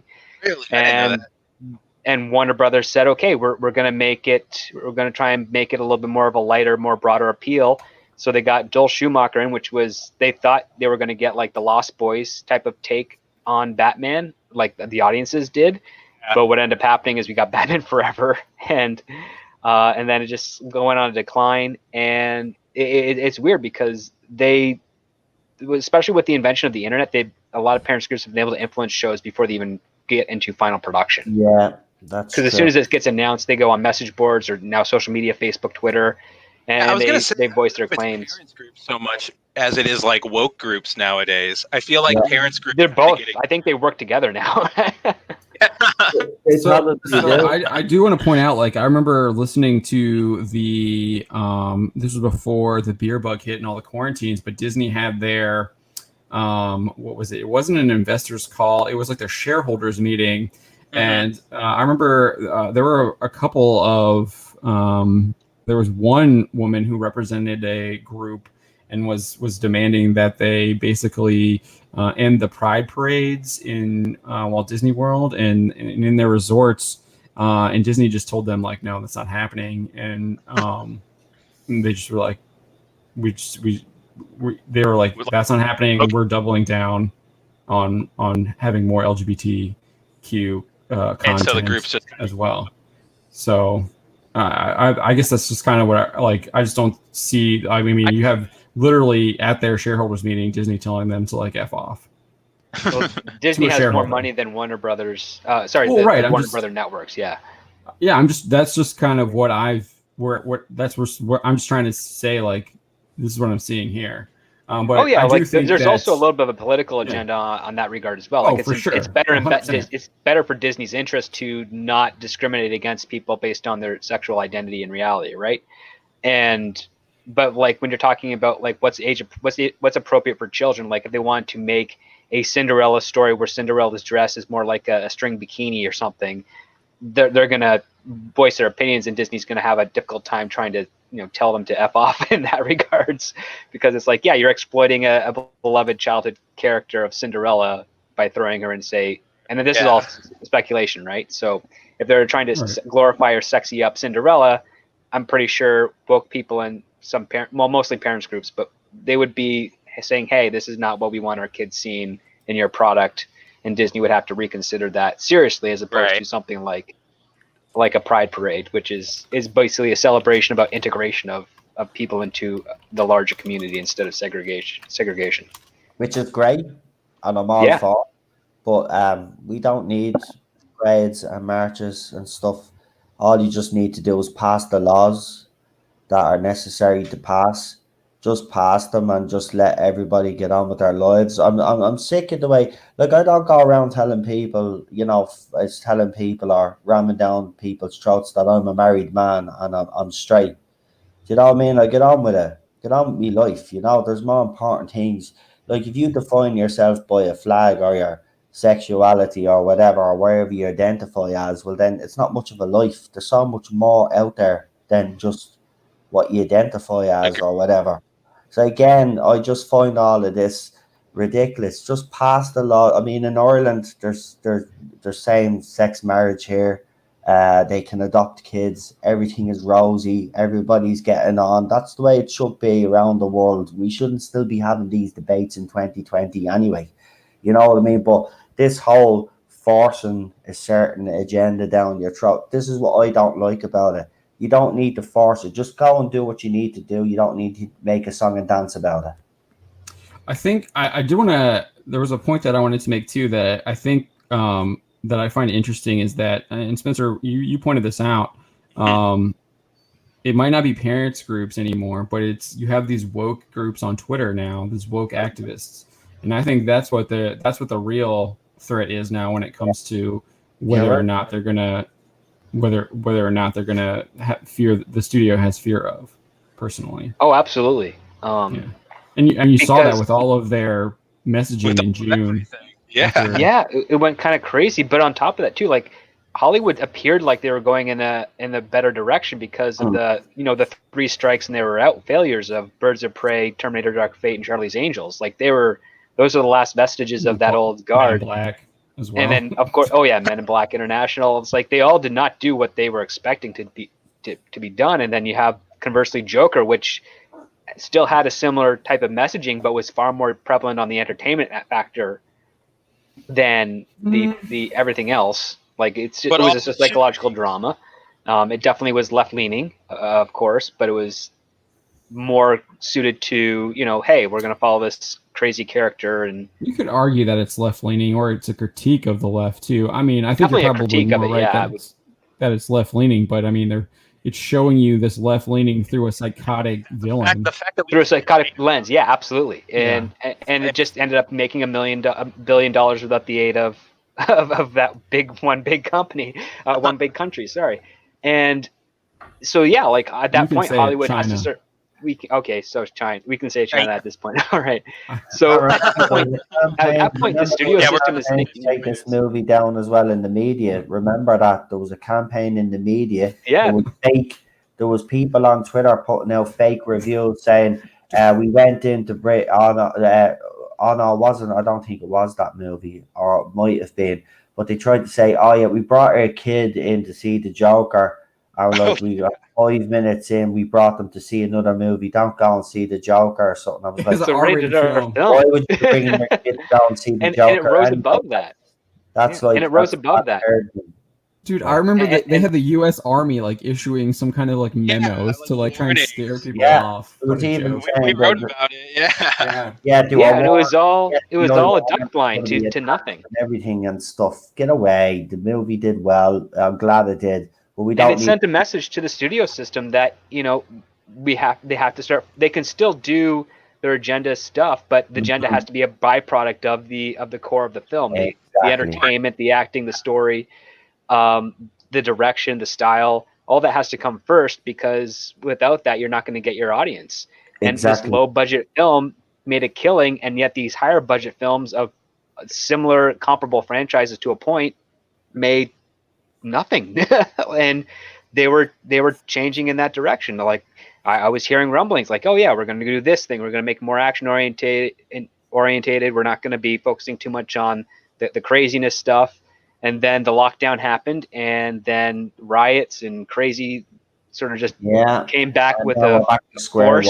And now the studios are like, we don't know what to do, because we go in the direction we think we are going to go. We might get a backlash, just like the riots that we're getting. And if we can we survive another 2 or 3 years of doing this stuff until we can, get back to the normal swing of things? And I don't know if they can or not. Now without serious bank loans over and over again. Yeah, they've picked their side, you see, now, and it's very hard for them to get out of it. And you are right, lockdown probably came at a wrong time for, say, us that were hoping that the industry would change, because it did look like, after the Joker, you are right, there was rumblings that, that this was the way, that because it made money, and they seen that. So, yeah. But all this madness happened, and now when we come out of lockdown fully everywhere, they're gonna continue this madness, because if they're seen to be strained from it, they'll be pulled up about it. They will be criticized, as you said. So they've made their bed. Unfortunately, we're probably going to get another 2 or 3 years of this now, and they have to wait for another round of significant failures to really, send that point back to the people that were championing this original type of narrative style, that, hey, your ideas, we've tested them for almost, I guess, 7 years now, and they haven't made money. So we have to go back to the well and then start thinking of a new direction to take the story element things without compromising the ability to make money, so we can pay for future stories. Mm-hmm. But yeah, we're the smart ones. Unfortunately, Hollywood, they just they don't. Well, I think it has more to do with the fact that there's a lot of people in power that are being manipulated into this line of thought and think that that's what it is, because again, they do live in bubbles. There are multiple different bubbles in Hollywood, and there's a lot of other people who are not in power, but they get things moving that can't say what they want to say, because if they do, they're not going to have the positions they have anymore. And to start up a studio system in Hollywood is really expensive and really difficult to do. And getting people to invest in you after you would publicly say, hey, yeah, this woke movie tactic isn't working, so we're going to, start our own thing. It's really, really hard. In fact, I think there are some conservative actors that are trying to start their own woke-free studio right now, and they're not getting any funding at all from anyone. Like, even the people that are like politically aligned with them are just not willing to risk it, because they don't think, one, that they're going to be able to get everything that they want, and two, that the distribution of those films is going to be so limited that it's not even going to be worth the investment. Right. So yeah, I mean, everybody's in between a rock and a hard place, and nobody knows what to do, because the old adage is true. Like William Goldman said it best: in Hollywood, nobody really knows anything.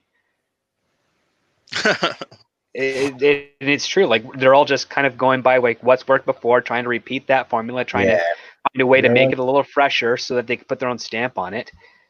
But at the end of the day, it's like, who's feeding who the information of what's going on? And like, there's so many people who have transitioned from a marketing background and education into the Hollywood system, but they've never had any practical experience in actual marketing beforehand. So they're all just going off of theory and social media to promote the work, and it's backfiring.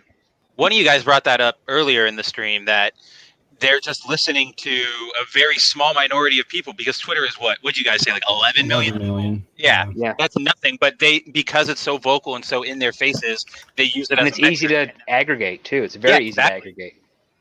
And I feel like people still don't understand how e-commerce translates into money, because I think Disney still imagines that, all this engagement, all these retweets and people talking about me, that means money, when in reality, it's not.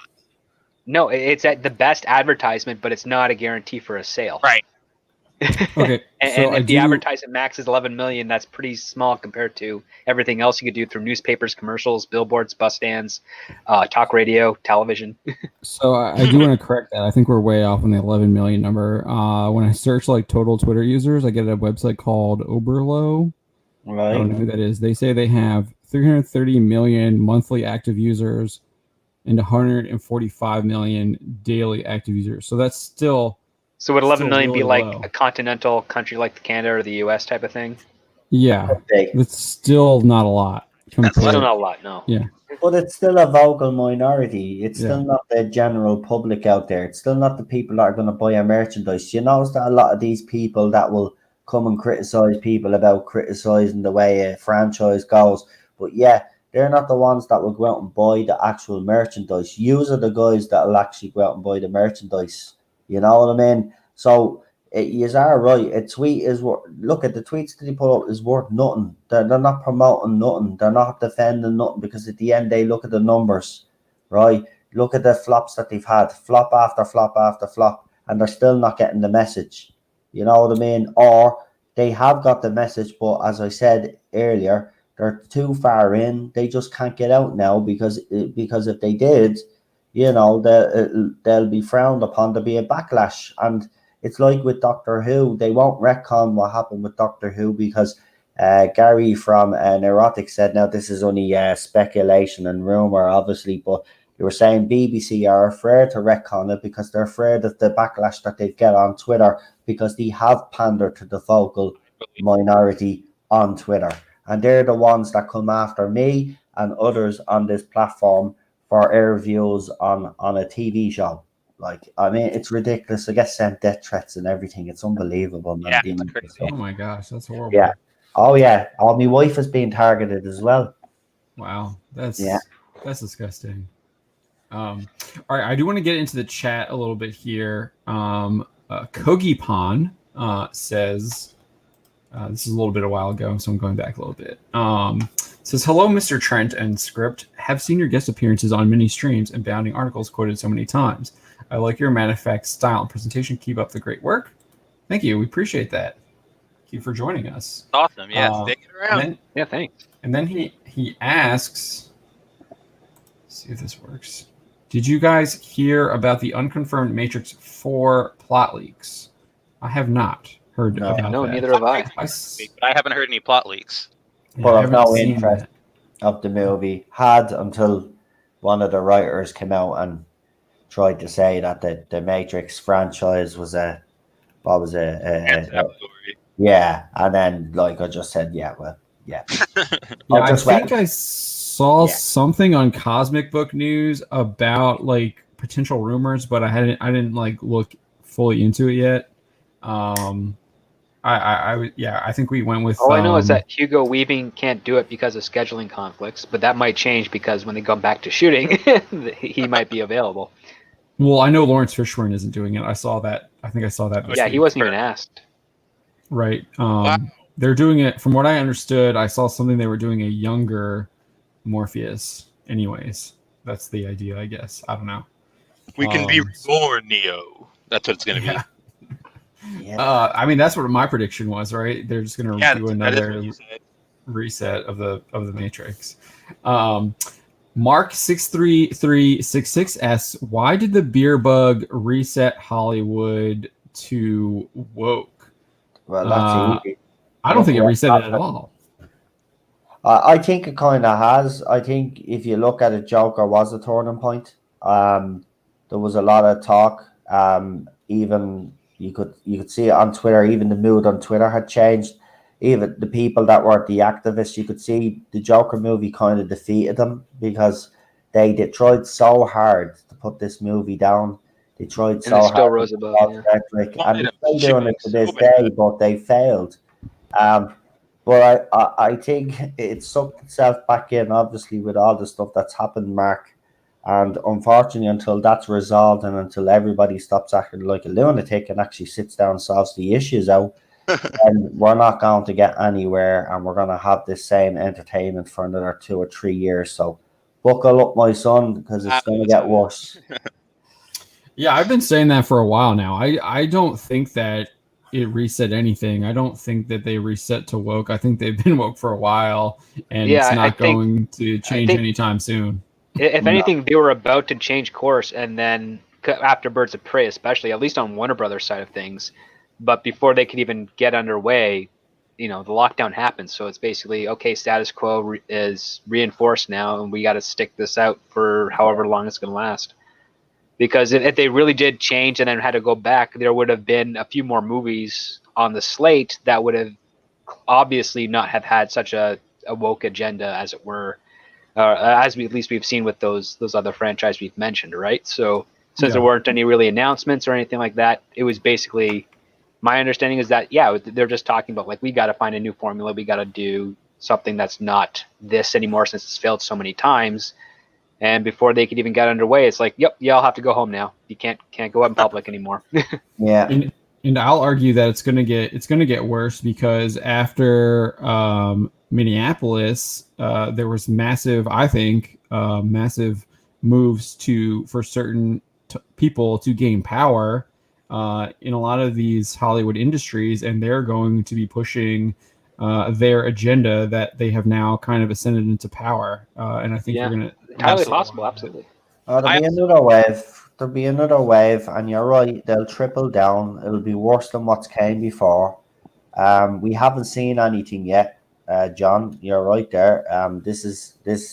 It's not the beginning. We're obviously way in it, but the next phase of this is gonna be bad. It'll just be how bad it is for them financially. I think that's what will eventually settle it. It'll be money wise, because at the end of the day, they can't afford to keep losing money. Eventually, something has to give, and they will have to change course either way, whether it's the way we wanted to change course or not. But they will have to change their tactic at some stage because this cannot sustain itself any longer. But I won't believe it until one of the major studios actually has to file for bankruptcy or something. I actually think it's. And then gonna even get then, they can just. They can just use U.S. law for bankruptcy to just restructure. Yeah. Oh yeah, they'll get a second win if they file for bankruptcy, but it's still going to hurt them real bad as a result. I think the beer virus too, having put us all in quarantine, everybody is spending more time online, more time on Twitter. So now that vocal minority is becoming maybe not more representative, but I think the execs see, oh, everybody's on Twitter. This is what they're saying on Twitter even more. Let's turn to that.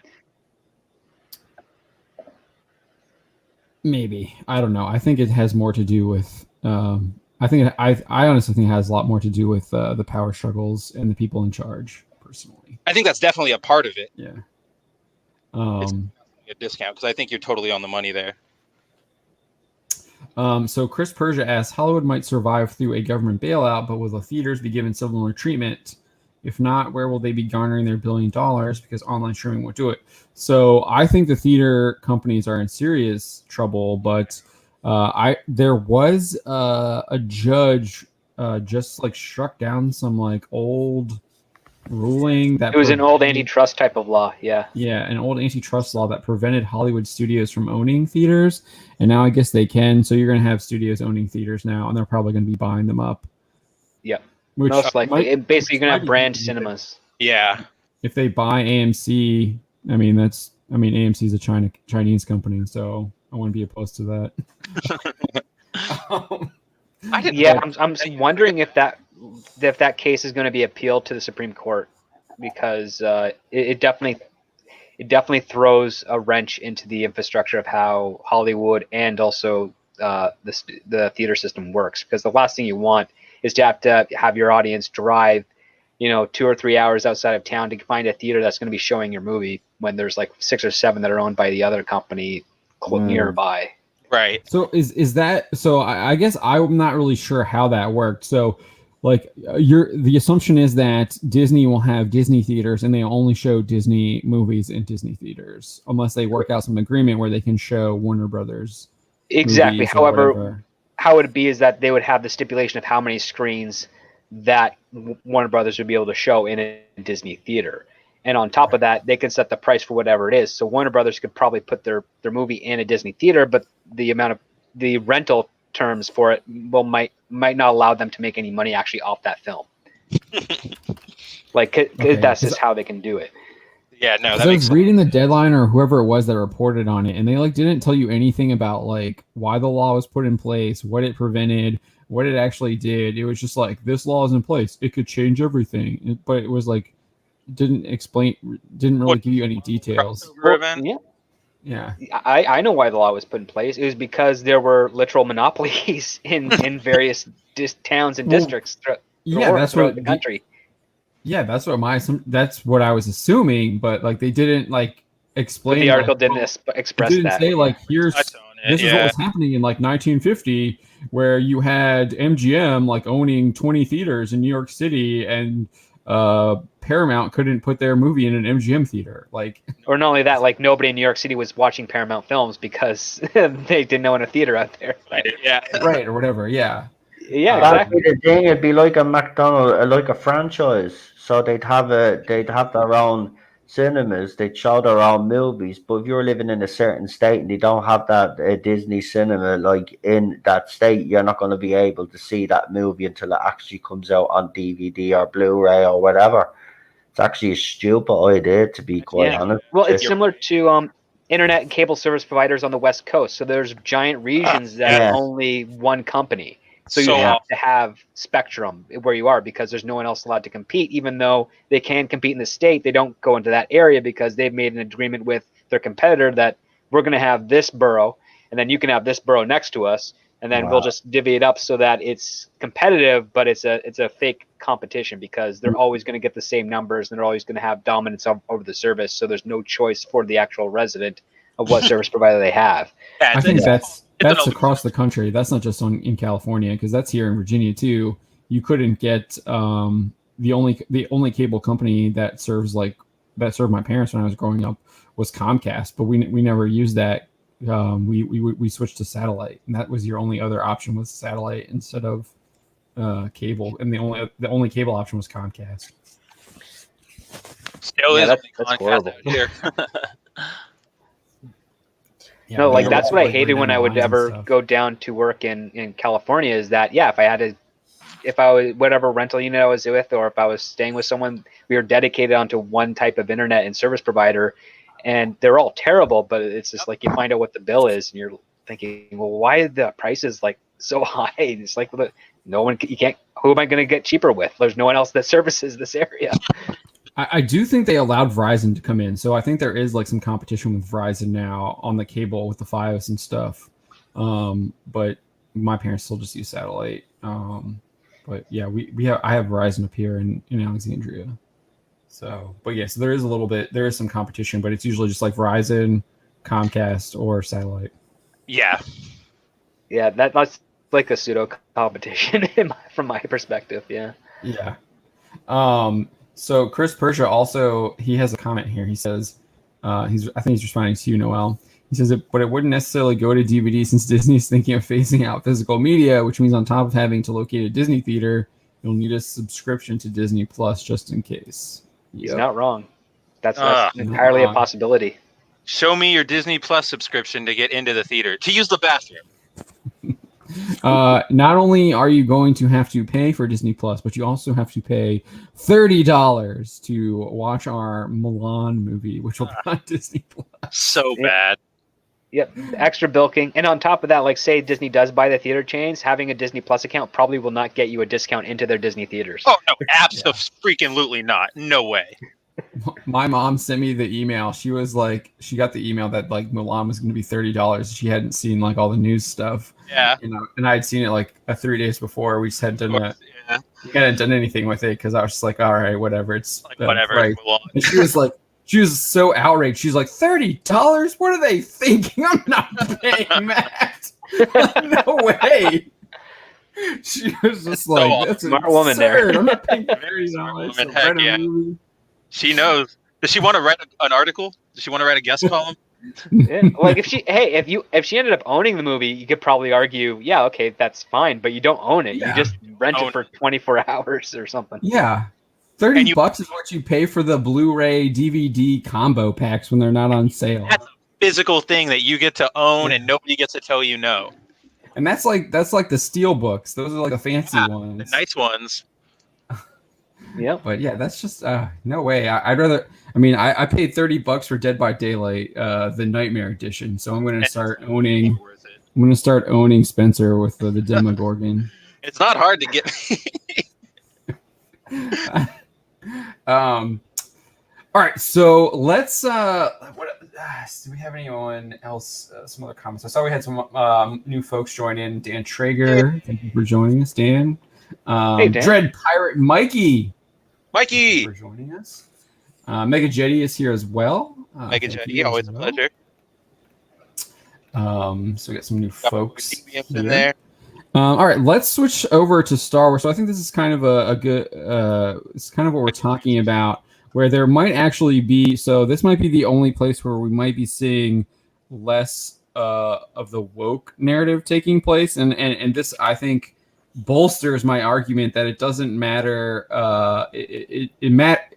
Let me restate that it matters who's in charge.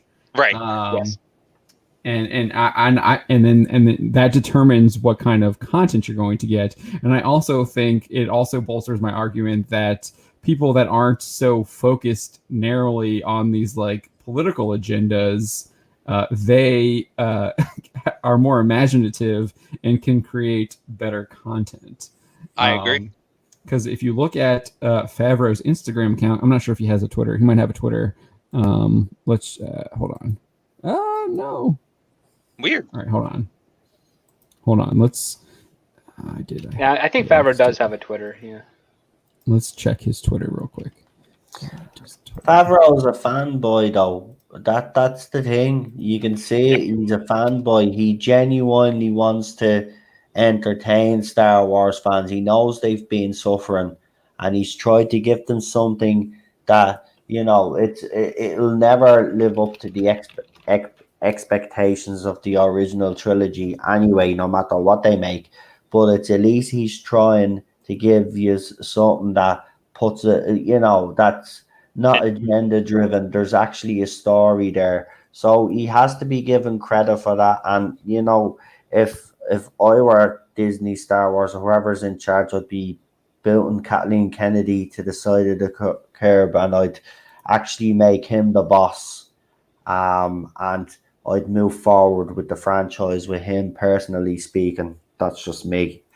Well, he's a creative, so he won't take the managerial aspect of things, but someone else could, but he would be more of like the creative executive officer or something. Give him the creative. Well, give him the role then, because I think he could do a great job. To be honest with you, I like his work, and he did great work on the Orville as well. So. Oh yeah, he gets paid every episode of the Orville. Because he directed the pilot, so it's a good deal. Oh, whoa! I didn't know that. Whoa! So this is his feed, the Chef Show, which he hosts on Netflix. The Lion King visual effects breakdown, which he worked on, which is from February. George Lucas with Baby Yoda in January. The Mandalorian spaghetti western trailer in January. Season 2 of The Mandalorian. Those are the guards. What are they called? Oh my gosh. Outside of Jabba's fortress. I can't remember what they were. Gamorreans, maybe? Gamorreans. Gamorreans. Yeah. And then looking at the screen. he retweeted kids fan art of The Mandalorian with the fighting the rhino. That was one of the worst decisions the Mandalorian made, charging into the cave. And then look, he's promoting his work. He's not pushing anything else. He's promoting he's just having fun. He's promoting Lion King. There's nothing political here. It's all about his work and his creativity, and wishing happy birthday to Sam Raimi. There's no conspiracy theories about mailboxes. He's that's unique. Podcast Q&A. We discuss technology and filmmaking. That's what he's Well, it's talking about his friend. what he enjoys. Should be given more of an opportunity, you know. And there's plenty of them out there. It's just they're given these talentless hacks the job because they're easier to manipulate. But here's the thing. Let's make no mistake about it. The talent is out there. It's just not being used. Yeah, it's right here on this chat. We got Script Doctor right here with us. Oh, thank you. Also, fun fact: Jon Favreau was actually in Batman Forever as one of Bruce Wayne's assistants. I knew that one. Dude, he's in so much, man. There's something He's I been saw around. him Yeah, in. he gets around. He worked on the he worked with Gary Shandling on the Larry Sanders Show. He knows how to cater to people that like work, like content. So he's a great choice to have. I mean, he's one of the founding fathers of the Marvel Cinematic Universe. Regardless of what you want to say about Kevin Feige and Perlmutter and all those guys there, like Favreau's the guy that got that first movie made. Yeah, I mean, the MCU doesn't happen without Iron Man. That's right. Absolutely not. Exactly.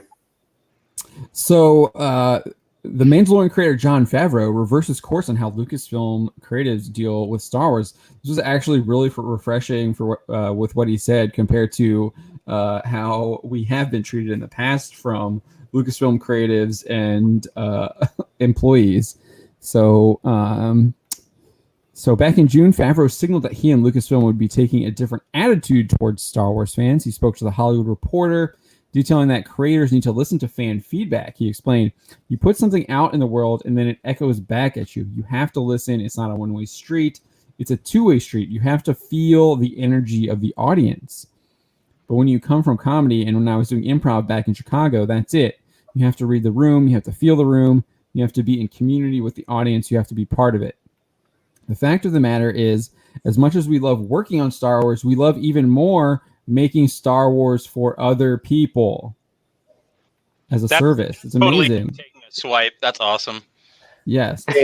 When you hear things like that's what you want to be hearing. Now, I guarantee if you put up a Kathleen Kennedy statement about how she speaks about Star Wars, it's completely the opposite to what he has written. This is a guy that understands not just what Star Wars is, but understands its audience and understands that you have to listen to your audience. You know, there has to be a bit of, you know, give and take. You know, it's not, as he said, a one-way street. It's not. But Kathleen Kennedy has forgotten that. You're just a man, baby, Noel, dude. Your opinion doesn't matter. What are you talking about? I think I'm gonna run to be safe space. Favreau added. What's that, Spencer? Anything but that. Don't take it away. Oh. Favreau added, and when other people get excited by it, dig what we're doing, and are appreciative, that's as good as it gets for us.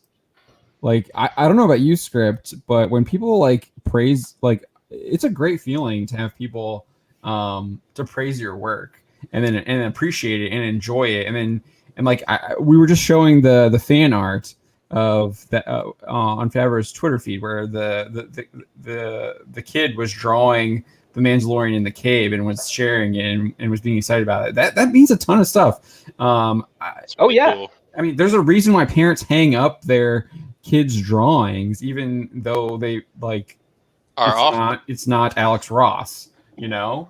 Oh yeah, like it's not so much. It's the effort that's appreciated by the kid. It's a little bit of the child themselves in the artwork.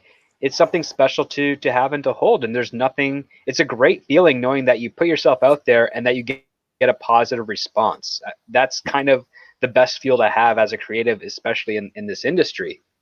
Sadly, what's been happening is that there's been so many people putting themselves out there and then they're getting a negative response, and justifiably so, because what they've been putting out there is not really the best parts of those creatives, in my opinion. They're very strange. But even though The Mandalorian does have its issues, it's at least in a step in the right direction. And it's trying to be something of like a signal to wave back fans over to this end, saying like, hey, listen, we're giving it a shot in this direction, which is closer to what the original trilogy was, and closer to what Lucas's vision was. So we here's this peace offering. We're not going to be judging you. Just judge the content, and if you like it, awesome. If you don't, no harm, no foul. But we've got a second season. These are things we're going to do. Hopefully, we'll win more of you back, and it's going to be a slow build. It'd be nice if it goes back to original form of Star Wars. Everyone, I think, would be happier about that. I myself included. But yeah, I mean, what's better to find out, like especially for Favreau, when he sees such great responses to essentially a long shot idea, because nobody could guarantee that The Mandalorian would be a great show after the track record that Disney has had with their feature films. Mm.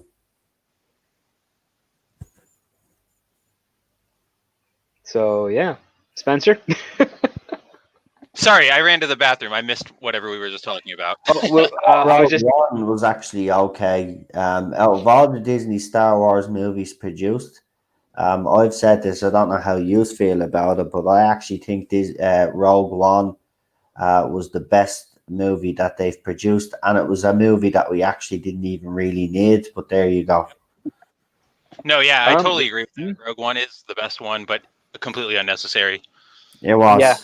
We didn't need. I had a far more necessary take with Rogue One, which Disney rejected. And it doesn't need Vader going all badass with a lightsaber, because as cool as it is to see that scene, it feels like it's something beneath Vader. Because when we first see him in A New Hope, he just walks in, has his hands at his hips, and he's like, "Yep, this is how it should go." And then because it's beneath him to kill rebels. He's like, "I don't need to kill rebels. I got stormtroopers to do that. I'm going to take off a threat." I do agree with you, but I have to say I did love that scene. Oh no, there's lots to love about it. I mean, it's really cool. That was just epic, and I don't know. I think for me it was because Vader's character was kind of diluted. Not the prequel trilogy, the sequel trilogy. I keep getting confused. Jesus, you know what? It's getting confusing at this stage. Damn you, George Lucas. But I felt like Vader was kind of ruined after Revenge of the Sith. Basically, we found out how he was the creation of him and stuff. I didn't like that. Some things are best left alone. It was like the same with Alien Covenant when what's his face start messing with it. Ridley Scott.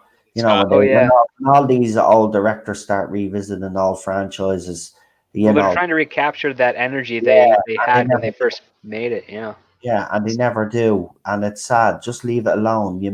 It was perfect movie back then. We didn't need a bloody. You put your stamp on it. Now let someone else shepherd the property with that same type of influence. See, that's kind of why I'm a little bit of opposed to, say, the production crew and writers from the old Batman the Animated Series cartoons trying to make a sequel to that series or a follow-up, because they're not those types of writers anymore. They're not as hungry anymore. They've got all this experience behind them. They've got new influences that have occurred over the between the time that show ended and now, that I don't think they're going to deliver the same quality of work. I think it might be a little weird, and we're kind of seeing that with their direct to DVD animated movies. They're not as interesting or as well adapted as we've seen some of the better stories from, like, Justice League all the way to the beginning with Batman the Animated Series. So I would like some fresher voices, some more educated, more experienced writers to get involved in those types of shows, as opposed to these ones that just grew up watching the cartoons and nothing else, which is what has happened with The Simpsons. Oh boy. And the same thing for Star Wars. It's like, let's get some newer, fresher writers in there that have not just watched and lived and breathed Star Wars, but have experienced all other forms of science fiction and fantasy and mystery and pulp and adventure in their lives, because they may be able to take their unique perspective individually and apply that with the tropes and themes of those other genres to really make Star Wars feel like Star Wars. Mm.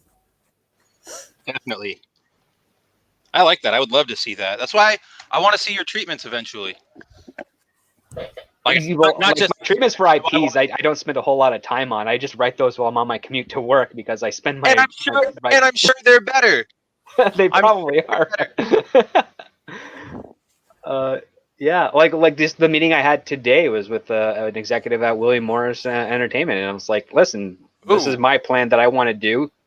What do you want to do?" And that's as far as I can go with that. But yeah, like I'd rather personally myself, I'd rather work on like original stuff that I could have creative rights to and make some long-term cash on it. But if I ever did get the opportunity to work on like a Star Trek or a Star Wars or any DC property, I would not hesitate at all to seize it and do the best damn job I could for that, and also pay attention to the hardcore fan community and then the normie fan community to see where the common ground is and exploit that to the best of my ability for some really entertaining stories. That's the goal.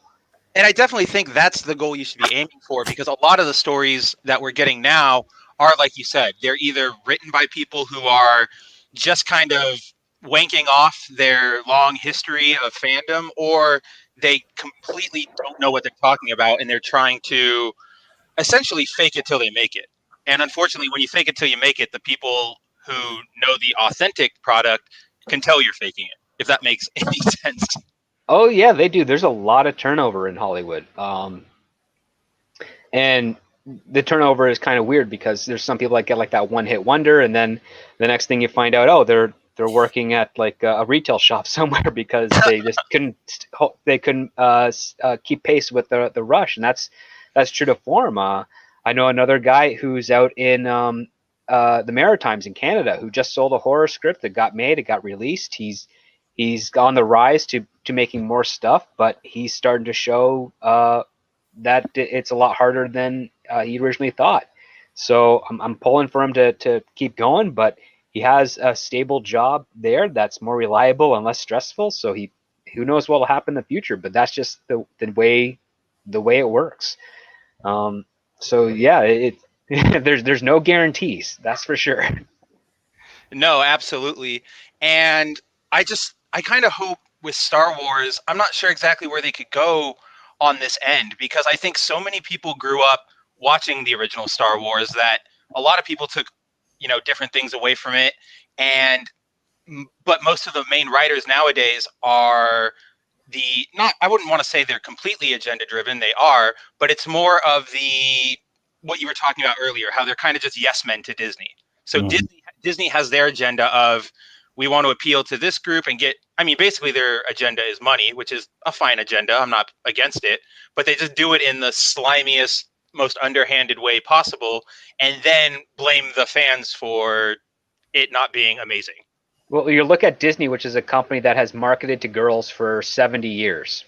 And now they get a property for boys, and they're like, how do we market this to boys? They're like, we don't know, but we can market it to girls. It's like, okay, let's change it so we can market it to girls. And they ended up failing to realize that Star Wars already had an appeal to women, not in the greatest of majorities, for sure, but enough. Of course. And that if they just stayed true to the course, they probably would have not had to screw up so much. Well, I think that's the problem with everybody's agendas and ideologies now, is that, like you said, Star Wars was never, it was probably primarily a boys' product, but girls, I know so many girls who loved it, regardless, of what female characters were there, regardless of Leia's slave bikini, But nowadays, because everybody's become so entrenched in their opinions, it's almost a battleground now, rather than any sort of genuine exploration of the movie. Like they're trying to make it where this has to be for boys and girls. It has to be this or that. It can't just exist. It has to be somehow. Well, yeah, well, that's the one thing of Hollywood, is that you want to make sure you have a target audience so that you can build a foundation. And what seems to be strange here for Disney is that they had their target audience, but they didn't really quite recognize or stick to it. So they changed it around into something else. And I think what really just bugs the heck out of me, ever since The Force Awakens, was the fact that they had Finn, who is the most interesting character.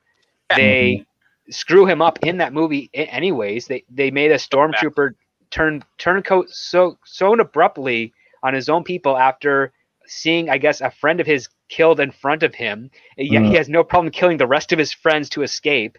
And Yep. But the thing is, he was the most interesting one. He had the actual arc. He was a coward who decided to brave the lion's den to rescue a friend, and then face down the Black Knight that guarded that castle. Right. and then suffer the consequences for that. He was interesting, and then they just kind of brush him aside for the following 2 movies, and I was completely disappointed because you had the most unique way to go in a Star Wars film and in a science fiction fantasy that isn't often explored, where a soldier of an evil empire like turns coat and joins the resistance or the rebellion.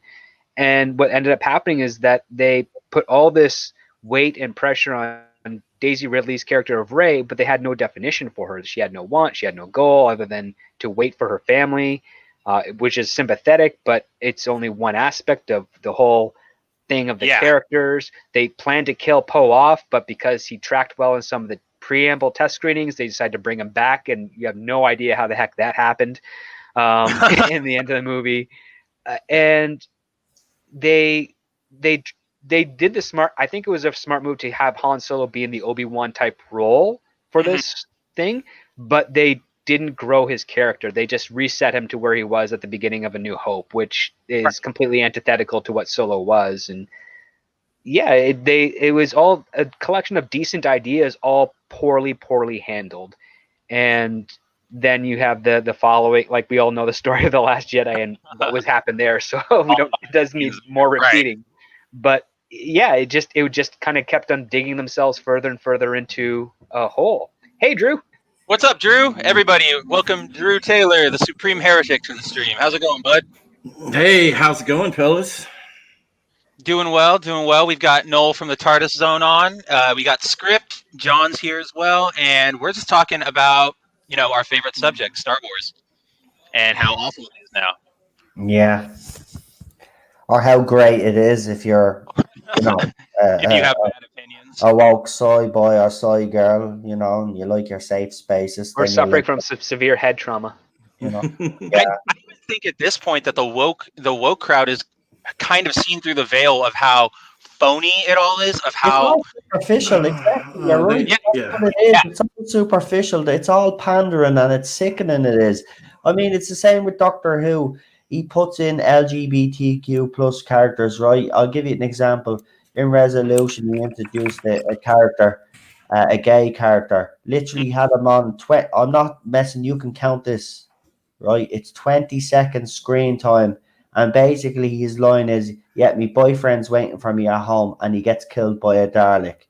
And that's exactly what happens every time. Like that reminds me of Avengers Endgame when they were promoting, the Marvel Cinematic Universe will have its first gay character. Oh my God, a gay character. And it was literally one dude at a support group meeting who says, my boyfriend got snapped away. Yeah. That's it. And it was played by one of the Russo brothers. It totally felt like a last second addition. Like, oh man, we got to throw something in here for representation. What can we do? It's all superficial. They don't think behind it. They don't build these characters.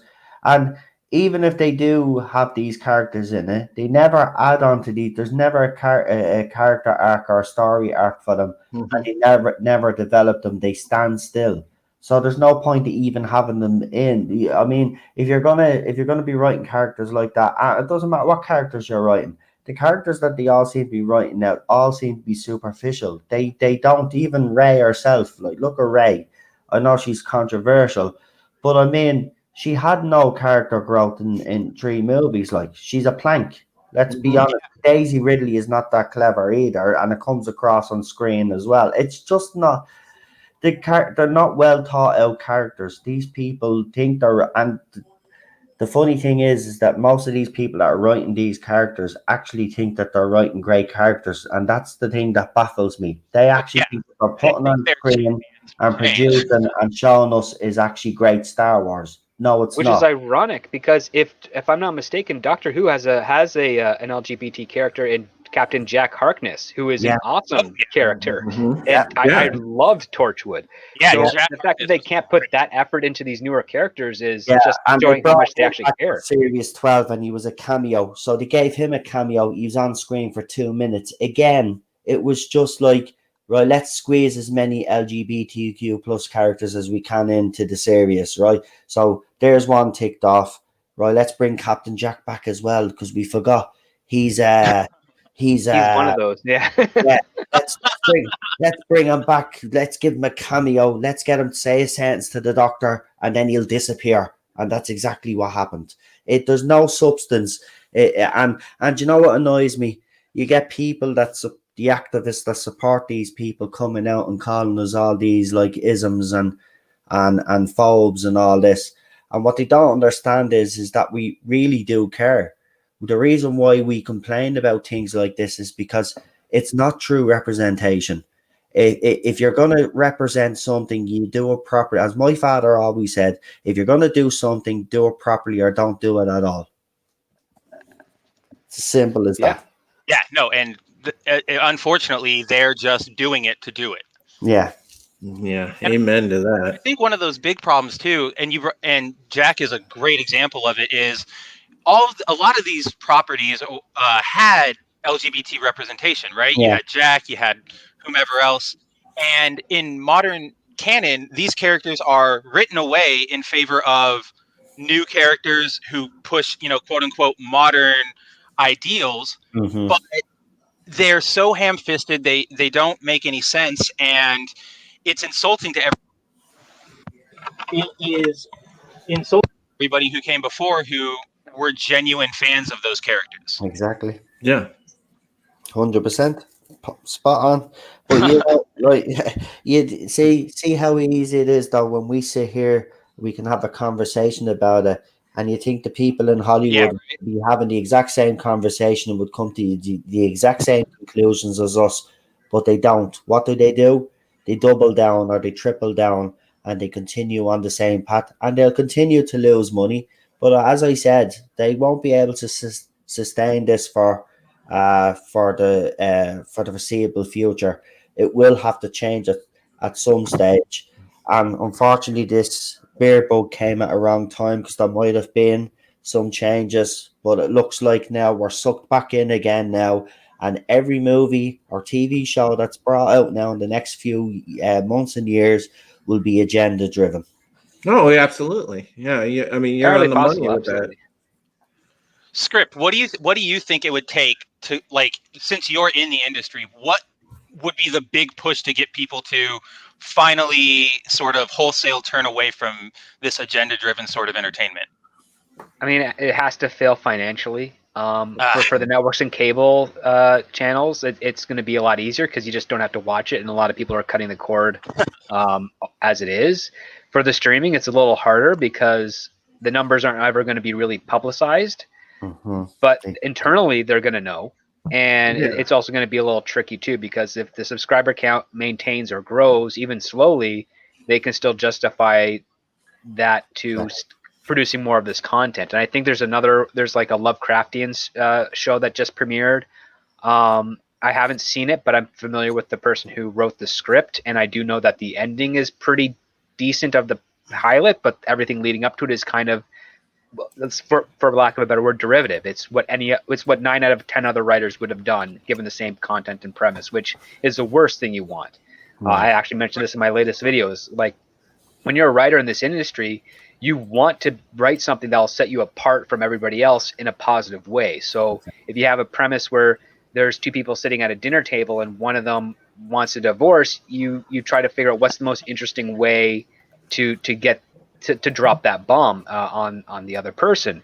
And you also have to think about, okay, well, what would every other writer do? And then just cross those on off your list to try and force yourself to come up with something a bit more inventive so that you can really hook the audience so that they can get involved with that objective. And I think in the Lovecraftian story, there's a scene where the three characters go to a diner and everybody on the staff is white. And of course, the main three characters are black, so they're not being properly serviced. And I'm thinking, okay, well, yeah, 9 out of 10 writers would have done that. But the 10th writer would have done, you know what if everybody in that diner was overly like positive, super cheerful, really nice, polite, just doting on them. Just because it's against the norm for like the genre setting of like 1950s Midwest America, right?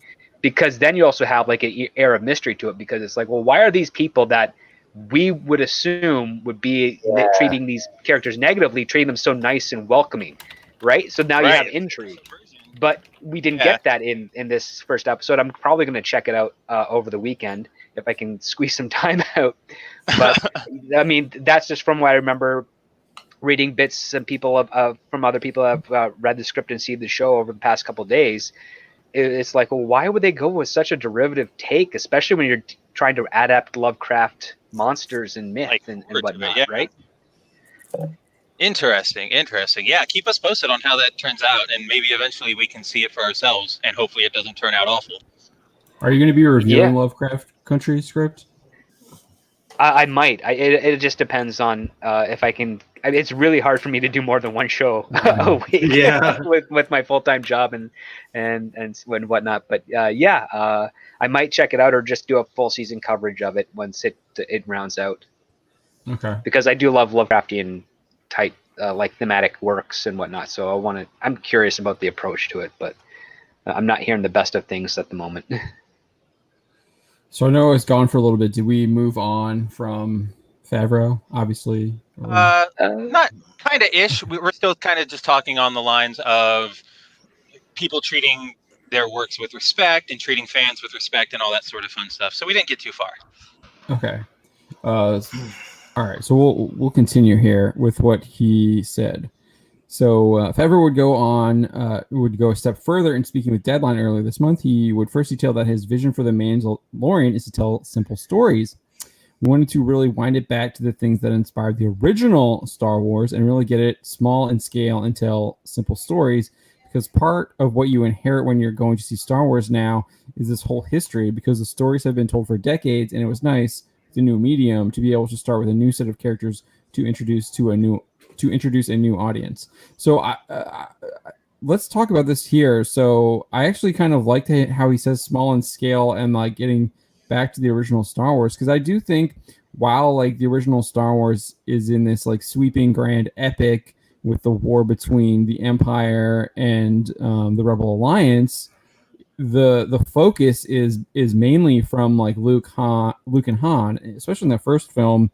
It's really told from Luke's perspective for the most part, and so that's what it's a very character-driven story with the war as like the major setting, and you get to see the war from his perspective, from his naive view when he's on Tatooine and he wants to go and join Biggs Darklighter as a fighter pilot. And then obviously he runs to Obi-Wan, and he's like doesn't even want to go anymore after the Empire have murdered his aunt and uncle, and Obi-Wan just kind of drags him along because he doesn't really have anywhere else to go. And then he kind of embraces the Jedi training, and then obviously we get the rescue of Leia, and then he goes full circle and he becomes that fighter pilot and uses his Jedi training to blow up the Death Star. But it's a very Luke-driven story, and I think that's what that's what he's trying to get back to with the Mandalorian and with the focus on the Mandalorian. Yeah, well, if you look at the original Star Wars movie, it was a low-budget movie, wasn't it? So when he talks about small in scale, I think he is talking about in those terms, because isn't it true? Even Lucas didn't think, which I find hard to believe, because if you watch the first Star Wars movie, how did you not know that wasn't going to be a hit? But apparently he didn't. So, I mean, maybe that's what he's talking about. And you're right, they do need to go back to telling simpler stories. Look, can they rescue? Is it too late for Star Wars? Will fans come back? That's the question. Mandalorian, smaller shows like this could bring back some, can be a bit of an olive branch, but you'd have to. Star Wars fans, I think, have felt abused and very hurt over the last few years. So you're gonna have a hard job winning those back. But I think Favreau understands that, and I think he's making a genuine effort to try win new fans back. So I mean, let's see what happens with Mandalorian season 2. If it improves on series 1, and he actually took back some of the fan feedback, as he said, then you are on the right path with that guy. But it's going to take a lot because it still has Disney's name on it. And I just think Disney is just such an evil corporation that they touch. Look, they're only interested in making money. They're not interested in stories. So do they give a crap about Star Wars? Not really. They bought it because they knew they could make money off it. That's the only reason why they bought it. They didn't buy it because they wanted to expand on the story of Star Wars. They never bought it for that. They bought it because the IP is great and they knew it could make them money. And you look at the 3 movies that they gave you, the 3 main prequel movies. They don't give a shit about Star Wars. They never did. Because they wouldn't have produced that. They would have got the right people in the first place. They had an agenda. They used Star Wars. They produced the movies. They still made money for them. People can argue that they lost money on this movie and that movie. It still brought in Disney money. You know what I mean? It still brought them in money. So that's all they care about. It's sad because it should be about, entertaining us because they'll make the money. We'll all follow in flocks. If they start making great Star Wars movies again, the theaters will be filled up. Everybody be out buying the merchandise. We'll be buying the DVDs, the Blu-rays, we'll be everything, but they don't think in those terms. Very, very short-term thinking. Because, yeah, you're totally right. Just the merchandise alone, they're probably losing so much money compared to what they've made off of episode 1, 2, and 3 merchandise. Well, yeah, like the merchandising rights for this trilogy, for this Disney trilogy, if the trilogy was good, should have bought and paid for this purchase of Star Wars. Exactly. Yeah. Alone. Exactly, and it didn't. And I think even the combined movies, they've just scraped past making money, haven't they? So, but they still have made them. Okay. Oh, they have lost billions. Okay, I didn't know that. Well, remember, it's about $4 billion for the purchase of Star Wars plus the production costs for those movies, and those productions are obscenely high because J.J. Abrams loves to spend money.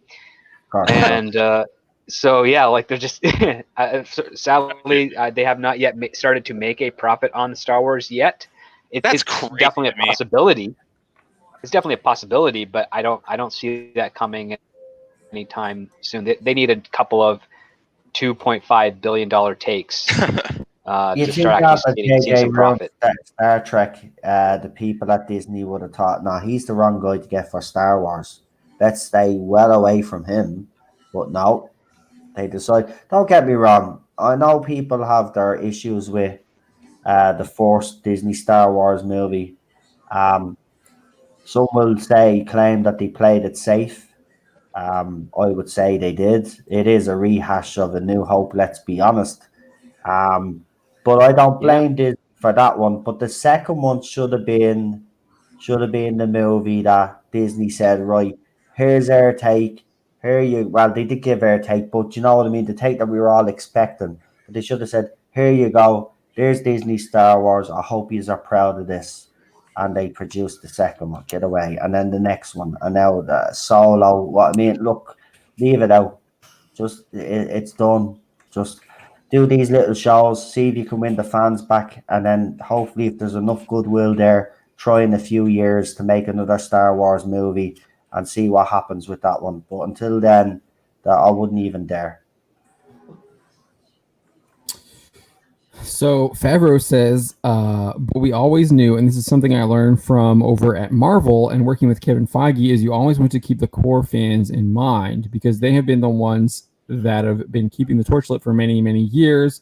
But these are also stories for young people and for new audiences. So I found this really interesting. I think this might have been Feige's, what Feige did in the beginning. I'm not sure it is with Phase 4, given what's happening, and that might be Disney influence. I don't know. Yeah, given everything we know. Not sure how much Disney actually has influence over Marvel Studios to push the kind of stuff we're seeing with them in Phase 4. But I would say that they seem to be moving away from this philosophy, whereas Favreau is trying to bring it back to Star Wars after it was completely abandoned for the most part. I mean, I would argue. I mean, I think the whole fact that they just like I understand their decision to make the EU non-canon. I get that decision, but that decision is also part of this just ignoring the core fans who had kept alive. They were the ones who were reading the EU, buying that stuff. I just always think of that one article you wrote, John, where Kathleen Kennedy said, like, this is hard. We don't have any books or anything to go off of. Yeah, like, there wasn't any source material. There's plenty of source material. And they nearly used 30 years of source material to go off of. I know. The worst part is that they did use it. They did use it in the Abrams films. They just executed it like crap, like just horribly. Worst way possible. Yeah, and I would also argue that the whole idea of like the clone Palpatine is just I just don't think that's the greatest idea. Jesus, come on! Even I'm not a traditional Star Wars fan, and I can even tell you that was made up the last minute. For God's sake, that's Kathleen Kennedy all over, right? If the rumors are true, she wanted to put her own stamp on it and stick 2 fingers up to George Lucas, and if that is her attitude, well then she should be kicked out. That's not the attitude you should have. Do you know what I mean? Listen, you can push your agenda, Kathleen Kennedy. Nobody's saying you can't, but you do it within the confines of Star Wars law. It's Star Wars canon, and you don't be making the. I mean, Rey as a character just doesn't make any sense. I don't think you can push that agenda in Star Wars because it's antithetical to the Jedi philosophy and even in the Sith philosophy. It's like its own thing. That just doesn't work within Star Wars. I don't think you can push an agenda into a creative talent without the agenda taking it over. It's a parasite that will eventually kill you if you let it that's a fair let it feed on you too long. No, that's a fair point because it happened with Doctor Who. So yeah, you make a fair point there. So yeah, I think this is just the way Favreau is saying this here, though. That is like he's showing respect for fans. Yeah, and then he says here. So Doomcock actually thinks that he listens to him. This is why because Doomcock calls Star Wars modern myths all the time. So he was in the video. He was saying that Favreau might be listening to his videos. It's possible. We know that Abrams called out. J.J. Abrams definitely knows about the Phantom Menace. He called it out on like Good Morning America on like national TV. He did. Yeah, he did. He did that to get a rise. Well, he still called them out though. I don't think he got the rise that he wanted. I mean, he's just like literally admitting that they're recognizing Phantom Menace and how much influence the Phantom Menace and how potentially and showing like general viewers like, wow, there's so many people who don't like the Star Wars movie. Maybe they're onto something. Yeah, and people are like, "Who's the Phantom Menace?" and they go and look them up. That's it. Yeah, so talk sense like yourselves, guys. They should be listening to people like yous because if they want to get this franchise back on track, listen to the fans, listen to the people that are writing the articles. They know what they're talking about. So Favreau says these are myths, and so you always want to have an outstretched hand to people who might not have that background. And so you're really telling 2 stories at once. You're telling the story for the people who are fresh eyes, and you're telling the story for the people who've been there with the property and with the stories and the characters for so many years, and make sure that you're honoring them as well. Well said. Wow, that is the complete opposite of Ryan Johnson. It feels so nice to hear. I don't remember the last time somebody treated the fans like us with any sort of respect. Exactly. It's sad, isn't it, though, that we're praising Jon Favreau for that when that should be in everyday accordance with every creator. You're totally right. No, you're definitely on the money. It is sad to see that that's where the bar has fallen. Yeah.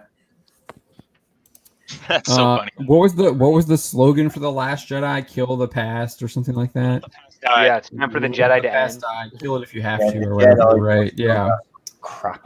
And he's like, honor them. It's like honor the past. And the next movie's tagline was, "No one's ever really gone." Yeah, that was just That was Luke saying that or whatever. Yeah, Luke saying it. Yeah, that was So, what do we have here? In a separate discussion with Deadline, Favreau would again detail that he aims to honor and be respectful to the past. He explains, to have a way to create a freshness while still being respectful of what came before, I think is one of the challenges of storytellers in this moment, because we're inundated with so much content.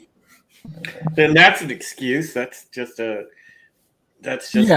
spinning excuse. He has to throw an old party line in there. I don't blame him for that. You know, he's a clever man. I think there's an interview with him.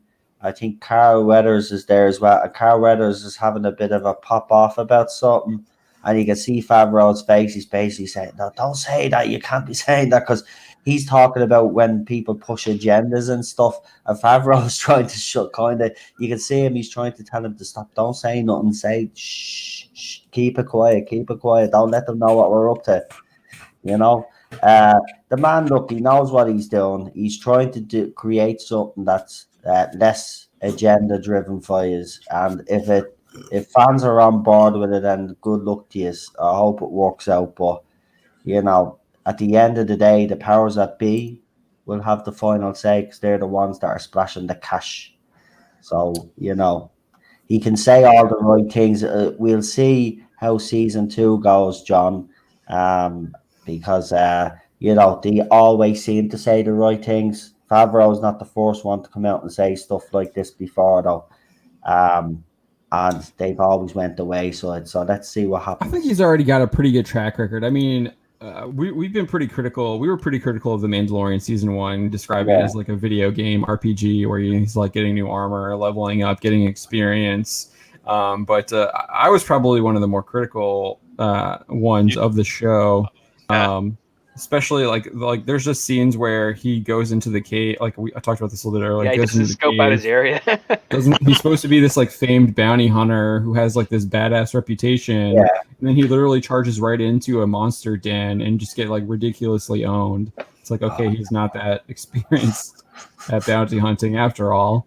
And then he just bails out by the baby Yoda, who lifts the rhino up, and then he's able to like stab it with his like electro dagger that I guess is poisoned or something.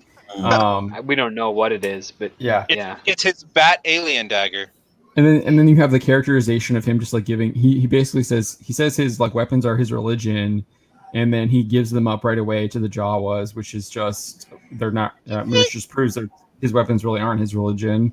No. If you know anything about like Christianity, people were martyred all the time and would die for their religion. So the fact that he just gives his stuff up, it's just, I don't know. That's kind of that it just rubs me the wrong way. It's like an excuse saying I don't eat bacon because of my religion, but then go around and eat a bacon cheeseburger in secret. Exactly. Yes. It would have made more sense if like that happened for something more drastic. Like I can see that being like a huge turning point type of moment, but it was treated as more of a play joke moment. Yeah, which I didn't like that. So and then you obviously have the fobs, which just who knows how they work. We don't know how those work, and needs to find anyone in the galaxy, but then they can't find him when he's on the planet with the. Well, no, they use the fob to find him, and then you have the fob fight. Yeah, but then also you have the fob fight on the outside the planet with the dog fight with the other bounty hunter. Yeah, and then but they can't find him when he's like off on his mission to the prison ship. Yeah, they should be like all over him at that point, right? Yeah. So there's like issues with that, and then obviously the like Tatooine his ship is an impenetrable fortress, but then the Jawas managed to take it all apart. Yeah. So there's a lot of issues they need to clean up, for sure with the Mandalorian, but it's a step in the right direction. I said this on Midnight's Edge. I think you were there, Script. Because we got some flack for that. People were thinking we're just like giving it a pass, and I was like, no, I'm very critical of the show. I've made that abundantly clear. Yeah, but it does have the vibe. It's like a 51% out of 100, man. Yeah. it has the feeling. The show has the feeling of Star Wars. It just needs to really clean up its storytelling and characterization. But You mean instead of first season of a show, so it is kind of finding its beat, isn't it? Yeah. And the first season is kind of always a bit all over the place. Second season is when you can judge it. Second and third season. when we Kind can of. stop feeling like they're playing an RPG, it'll be all right. I mean, I'm fine with it. I'm fine with it still. I mean, you can have that RPG aspect. I think that's actually an interesting storytelling aspect. I think that works. Well, I just want to know if he's getting. out of it. I just want to know if he's getting epic here this season. I mean, think of that. Dragon That Ball rocket is pack at the end. There'll be a whole Goku's episode for loot. Goku's always leveling up in Dragon Ball too. I mean, what do you think his fight on Frieza was? He was getting like million XP there. So He's a god now. He got epic loot. He got a spaceship out of that fight. yeah. But to your counter, no, like when it comes to television writing, especially when you know your episode length and you know that you're able to do a full production before it even airs, you can actually get those kinks out because you're able to see the entire part of the episode all out laid before you, comparatively to TV shows that were before the streaming format, where you had your pilot that you did first, and then you don't really break episodes. You just throw out episode ideas because that series is going to be episodic. So everything's kind of a reset after episode. So earlier seasons do have a stumble as they're trying to find their tone. Conversely, you have shows like, for instance, Breaking Bad and Better Call Saul. They have really good, strong first seasons comparatively because they managed to plan that out beforehand. Even like Stranger Things itself, for that first season is pretty strong. So there's no reason for the Mandalorian team to not be able to come out of the gates as strong as well. What I see here is more like they maybe like there was some sort of creative struggle between what Disney wanted the show to be and what Favreau was hoping to do. And I also suspect that, again, there's a lot of repurposing of the existing Mandalorian Boba Fett script into this as well. So it was kind of like a hodgepodge, pragmatic rearrangement of these different takes to try and just get a product out there that can lead into the Rise of Skywalker. Because I'm pretty sure at that point they were very well aware that The Last Jedi was not getting the type of reverence they were expecting, and they needed something extra to bring people back. Yeah, Solo made that a bunch of. But now we can only hope that with no Star Wars movie that is reliant on the Mandalorian, that the Mandalorian can finally turn into its own thing, and we might be lucky enough to get that with season 2. I'm going to cross my fingers, but I'm not going to hold my breath because you never know, right? Yeah. But yeah, I think I mean, as much as we kind of make fun of the RPG, him leveling up, getting new armor and stuff, I kind of like, I'm down with that style of storytelling. I actually really like the idea of like the armor, like going to see. I really like the idea when he would go see the armorer and get. It's like a James Bond and Q thing. Yeah, it's like a Q thing, but we would also like learn about the Mandalorian's past. And a little bit more about like this new tribe and the culture that they've created after the Great Purge, I think is what they call it, which is like the Empire attacking them, I guess. So I kind of like that. It was like it felt like it was like a cultural moment there where he was not only like getting a new piece of like orange legendary gear, but he was also getting he was learning about. We were learning about the history of the Mandalorian people and exactly like kind of who they were. So I kind of like that. And yeah, like Script said, it's a Q moment. There's nothing wrong with having a Q, an armorer. I guess it could also be something like in Van Helsing, he goes to after he defeats the what's his name? After he defeats Mr. Hyde. He goes underneath. He goes back to Rome and like goes to this like underground armory where they like the Q guys like giving him all the. That's the movie, right? With Hugh Jackman. Yeah. Van Helsing. Yeah, okay. I love that. And so he gets all his like weapons upgrades to like go take on the vampires and stuff. So that's kind of a trope. I'm fine with that. I don't think there's anything wrong with that. With that sort of, as much as like. We joke about it. I don't have like I'm not really like against that when it comes with the It is fun to joke to see what the next upgrade will be. It's fun. Chris Purchase he gets like a shoulder-mounted rocket launcher or something. Well, you get the jetpack. He got the jetpack, right? Didn't he get? Yeah, he got the jetpack at the end. Yeah. He's gonna get the Predator shoulder cannon. Because he uses it to take down the TIE fighter, which is a freaking epic scene. That was a great scene. I love that. Good. The scene leading up to it was just absolute dog shit. Yeah, 15 stormtroopers and the IG-88, which just destroyed like 40 of them at the beginning of this episode, couldn't take out those 15 without self-destructing. So bad. But yeah, Chris Purchase has got to go. Have a great night. Have a great night, Chris. Thank you for joining us. We appreciate that. Thank you, Chris. Yeah. All right, so let's get back to this. Sorry, I almost was exposing my email to everyone. Yeah, we're chat, and I was like, let me look at my email. I don't want to see if I got that email. We're chugging strong past midnight, folks. Yeah, so I can't believe I'm still awake. Favreau says to have a way to. I don't know if I read this before. Oh yeah, he's saying inundated with content. Oh yeah, this is also something I wanted to add.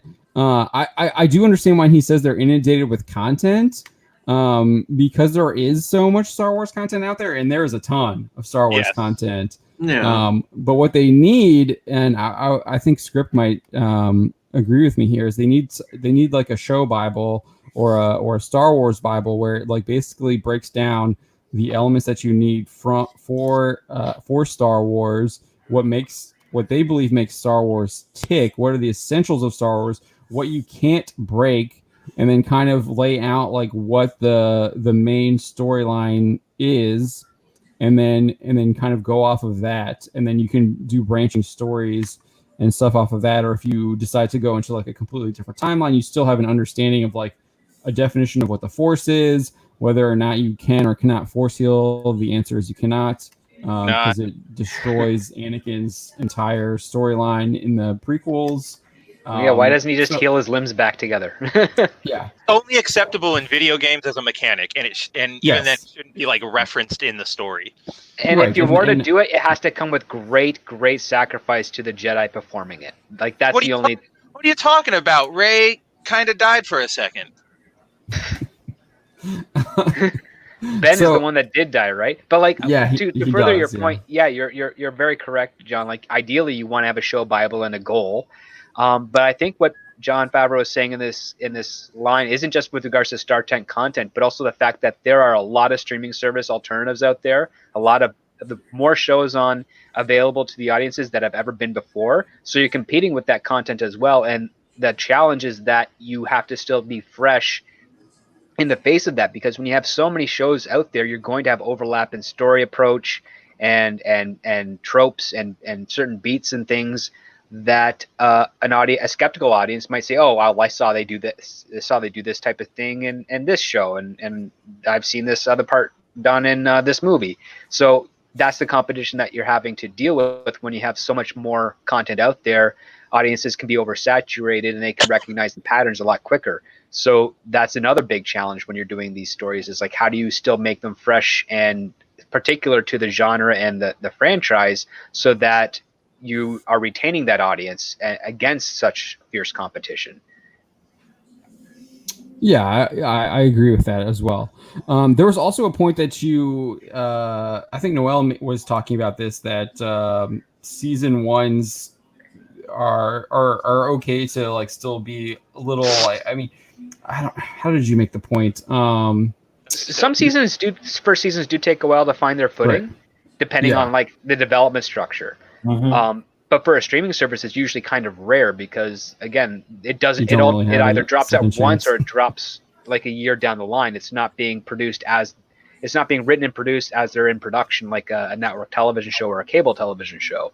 So it doesn't really have the excuse to have a shaky first season comparatively, because at that point in their entire shooting schedule is really, really tight, because it's a streaming service. They have to get as much shot done in a very narrow window so they can start editing and releasing it either as a binge model, like all at once, or on a weekly model. And with The Mandalorian having this new stagecraft technology, they save weeks on set construction. Yeah. So they have all that extra time to either do reshoots, refine scripts, everything that's needed to get the best story out of there, and yet we have series of videos on your channel and mine that highlight obvious flaws that should have been dealt with during the pre-production and production process. So, I mean, I can understand that. Again, for network and cable, absolutely. For streaming, a little harder to do. And with The Mandalorian and the resources that they had available, it should not have happened, in my opinion. But it did. So maybe there are other factors that we aren't privy to as of yet as to why that is. And you gave a good example. Stranger Things proves that you can have a fantastic first season. I would argue, even with the cable network, I thought Constantine was great. I'd argue Swamp Thing is really good as well. The first even though then Swamp Thing had to cut 3 episodes, fantastic. Right? Yeah, Swamp Thing had to cut 3 episodes, and they stopped production too. So they didn't even go and do any reshoots. They sent the whole production home. So they had what they had, and that's what we got. Because they shut it all down. Dark is absolutely fantastic first season. The Boys has a really good first season, although I think The Boys is going to be, we'll see, but I think The Boys might be an example of the agenda taking over. Oh, I hope because there's hints of it there, but it was mainly in universe. The agenda is to make fun of it.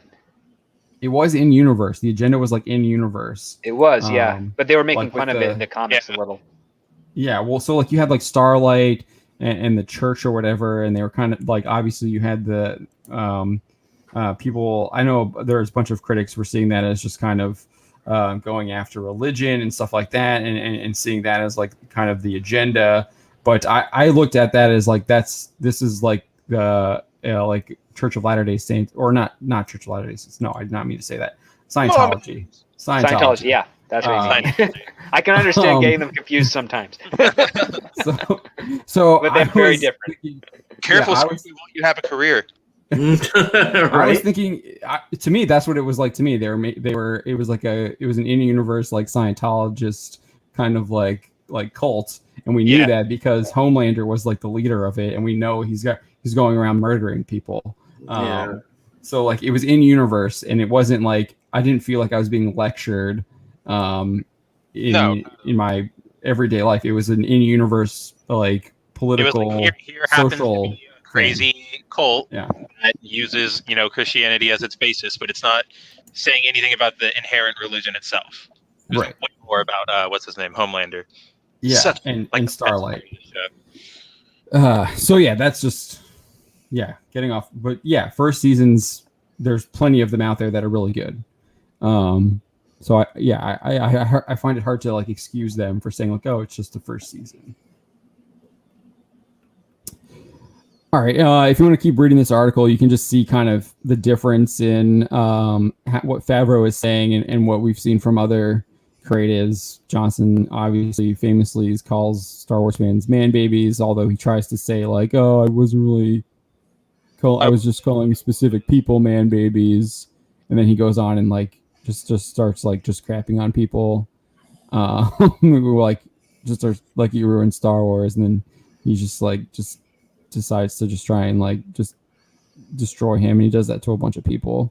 And then he's he has all these excuses about saying that the people who disliked it are part of a violent harassment campaign, and then he eventually calls Star Wars fans Russian trolls and bots and stuff. It's not loading, but you get the idea. And you even had Abrams was joining in on it as well, especially after after The Last Jedi. He started was their problem isn't Star Wars, their problem is being threatened. Star Wars is a big galaxy, and you can sort of find almost anything you want to in Star Wars. If you're someone who feels threatened by women and needs to lash out against them, you can probably find an enemy in Star Wars. It's what are you freaking talking about, dude? Princess Leia is one of the biggest pop culture icons ever. Get out of here. So you just have these idiots that they're just trying to shit on fans to shit on fans. And Favreau is taking a very different tact.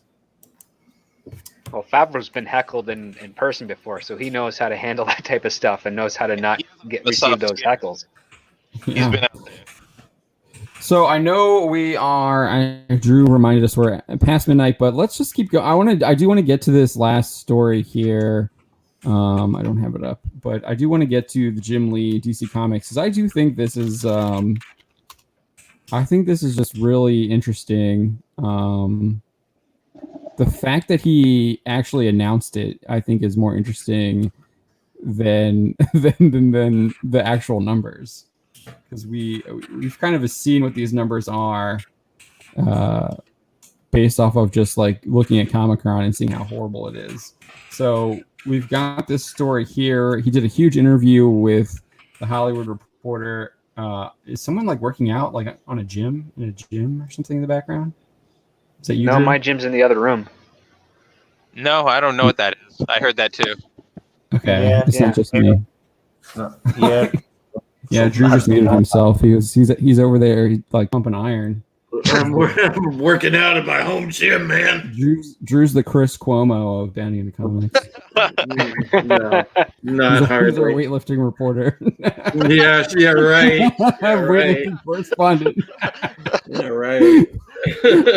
Well, I mean, you do take physical therapy, so you're already halfway there. Yeah, I know, man. I know. Sorry, I'm just giving you some. Dude, flack. listen. If you didn't, I would be concerned.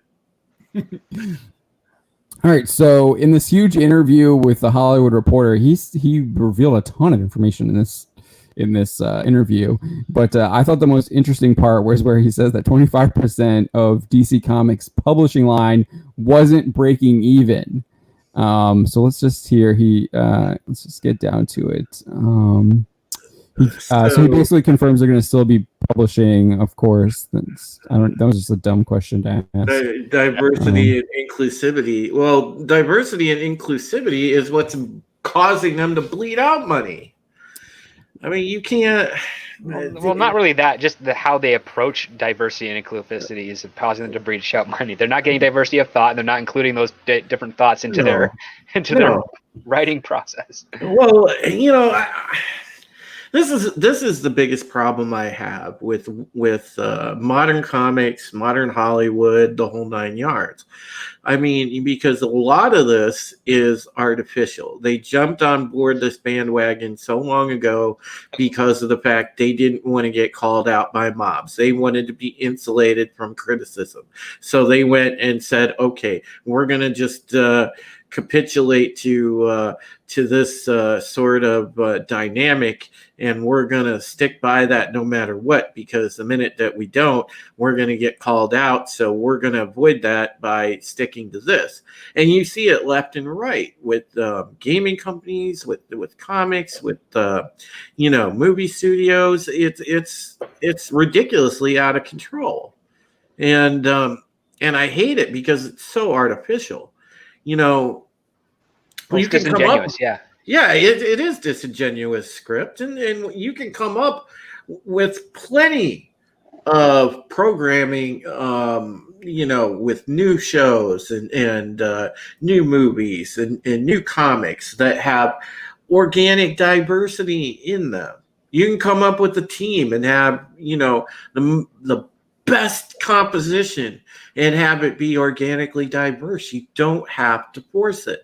And time and again, they will not get this through their heads that you don't have to force it. That's why things were beautiful in the 80s, the 90s, early 2000s.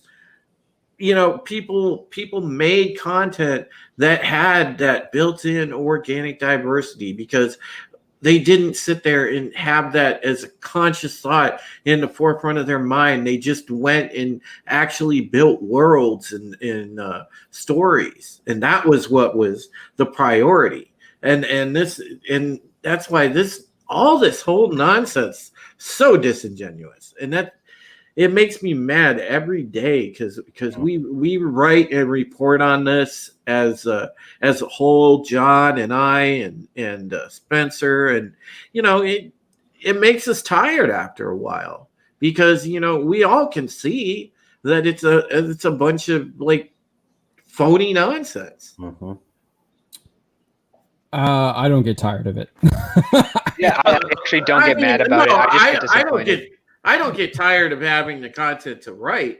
I get tired though of the fact that they continue to bleed out money and they never like do anything about It's it. not my money, so yeah. Oh yeah. I stopped giving them money too, John. It's more like we're just documenting their demise at this That's That's what we are. Yeah, pretty much. That's how I consider it nowadays. Yeah. It's important record keeping for when basically when AT&T's new business plan for DC publishing takes effect, which I've heard from some friends that work at the service provider and have some connections into what they're doing, and they have a 3-year goal to get basically the comics back on track. They know they're never going to make the money that they used to, but they at least will be able to keep it sustainable, and that's the goal. And I've asked them to reach out to the trades to let them know about this. So hopefully you guys in the next few weeks or so will start getting reports as what the plan is. Because from what they told me, it seems like it's kind of a back to form sort of thing. And that's what Lee was kind of saying here a little bit, somewhat, I guess. I don't know if he fully knows about this yet, because from my understanding, they don't like Lee. Yeah, I think there was a Bleeding Cool indicated that he would be phased out eventually, but he came out and this Hollywood Reporter said he wasn't going anywhere. So who knows? Well, he may still be an artist for DC, but I don't know if he's going to retain the position that he actually holds now. So that might be true. He does say in this interview they're bringing in a more like business oriented guy, and he won't have to be running the business end. He'll just mainly be the creative director and be able to pursue the creative opportunities that DC does, instead of having to do more on the operations more end. The book stuff. Yeah. So this is what he said though in this interview with the Hollywood Reporter. He said, "That said, we will be reducing the size of the slate, but it's about looking at everything and looking at the bottom 20%, 25% of the line that wasn't breaking even or was losing money. 25% of their entire publishing line That's like Gotham was High. losing money, and they were still publishing it." Tom King's run on Batman, Gotham High. Batman was probably making money because they were shipping a lot more of that, just because it's Batman, even though the story was trash. But like, let me pull this up. We looked at we can just kind the of other day. we can just kind of look. I think you were looking at it, Spencer, and you kind of were listing them off. But so Comic-Con obviously is they track Diamond now, and DC quit Diamond. So I think the last thing you have is like March, I want to say. Let's see. So yeah, we still have March numbers here. Do we? Yes, we still have March numbers here. So let's just kind of look at what was Batman, obviously 91, 88,000. So these are like Batman is obviously performing well. Flash is performing well. That looks like it was that looks really high for Flash because it's issue 750. Robin, that's a anniversary. Strange Adventures #1 was only at 58,000. That's a loser. Off the bat, that like you just know that the next second issue is probably half of that. So that's a loser. Deceased Unkillables, that looks like it's a tie-in. #2, so I guess that's not too bad. 56,000. This is Curse of the White Knight, 53,000. That's decent. That's not. But look at the price of the issue, $4.99. Yeah, that's also not the that's not the numbers he was getting that Murphy was getting on the first one. His first what was the first one called? Just White Knight, Batman White Knight. He was doing like 80,000. He didn't have that big a drop off. That was 4 years ago, right? Yeah. Yeah, that was a little bit ago. So remember this, $4.99, you can get you can buy a manga which has like 6 issues? Yeah. For $10. $10. You get about 6 to 8 chapters. It's ridiculous. Yeah. Wow. So yeah, just like the I don't even think they sell their far better writing. The artwork is better. I would argue. You don't even get the chapters are all digital though, right? For the most part, they don't. I mean, I guess they print them in Japan in the Japanese magazines, but those are like anthologies where you get like it's like Shonen Jump, where you're getting like 10 maybe stories. I don't know. 10 different series altogether. Yeah. So I mean, what are we at? We're at 6. How many? Who's counting? So we got Batman 1, 2, Flash 3. Also Batman. That's just the same series. So Batman, Flash. That's 2. Robin. I'm gonna count that one because that's just like a one shot. Strange Adventures is 3. Unkillables is 4. Curse of the White Knight's 5. Wow. Like Detective Comics is 6. 42,000. It's probably still Justice League 7 at 41,000. The next issue was lost. Batman Superman is at 38 with 7. Superman is at 8. It's 37,000. Action Comics 33. Green Lantern season 2. I don't even know what that is. 32,000. That looks like it's on the way to be a loser. It's a special series or like a special book, I think. Okay. It's the second issue, so a mini series maybe. I think so. You're the Villain, Hell Arisen 32. That's like sounds like an event book. Yeah, I can't believe it's that low. Holy crap! Only shipping 32,000 in. I mean, this is March, so I think like the second half of March was okay.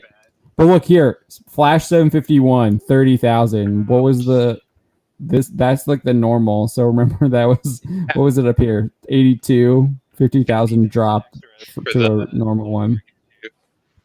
And look, even worse, 752, 29,000. The following one dropped another 1,000. Yeah. Legion of Superheroes 29. Batman's Grave, that's a mini series at 28. Wonder Woman is at 25. That's probably borderline. Wow, and that's a flagship book. Breaking even, I would argue. Superman Villain. Like, here's a number 1 issue, 24,000. Dude, like Exo Man of War is getting up there I guess that's a number 1. That's dude. Number 1 Exo Man of War 23,000. The second copy probably did like 12 or less. Harley Quinn is at 22. So like you can just see, I mean, these numbers are just trash. It looks like 75% of them aren't doing well as opposed to 25%. Yeah, so I mean, obviously the higher price point probably helps them, but I mean, we're almost here at the top 100. I probably should have let's do this. This probably wasn't the best way to do this. So let's do Tom new spreadsheet going. Tom Super Chat is great. Midnight's Edge After Dark, $5 super chat. If you give a man a fish, you feed him for a day. If you give a man a wife, you give him a headache for life. That is not true. But you might cook the fish. It depends on the wife. I 100% disagree. Okay, here, March 22, 2020. Hey, Spencer, check the private chat, by the way. All right, one sec. Here. Oh, no, that's not what I want. That's November. Well, let's just do that. Here's November. Well, no, November's not going to work because they probably already started cutting stuff. Here, let's look at October. We'll look at October solicitations so we can see what the bottom half of the their what books are doing trash. Jeez, you've got a lot of windows open there, don't you? Oh, that's tough. Not really. It's not a lot at all. See the half of it. Light, yeah. This is not loads for you, so it's normally more, is it? I usually have like 40 or 50 open. Oh yeah. A lot of them are social media because I'm just sharing to like Gab and Minds and MeWe our articles and stuff, and then I have a bunch of Facebook tabs open because I share in like multiple different Facebook groups. So Chris Neville says anything below 40K will be cut. I kind of agree with him. I think that's kind of where it is. So these are the October solicitations. So this is what is going to come out in October. So you got Batman 100, these Batman 101, that looks probably fine. Detective Comics will probably stay alive, given it's a Batman book, even though it was kind of getting low. Batgirl, that's gone. We didn't even see that. Batgirl is gone. Oh yeah. Catwoman is gone. Didn't see that either. I saw it there. It was really low. Okay. Well, I don't know.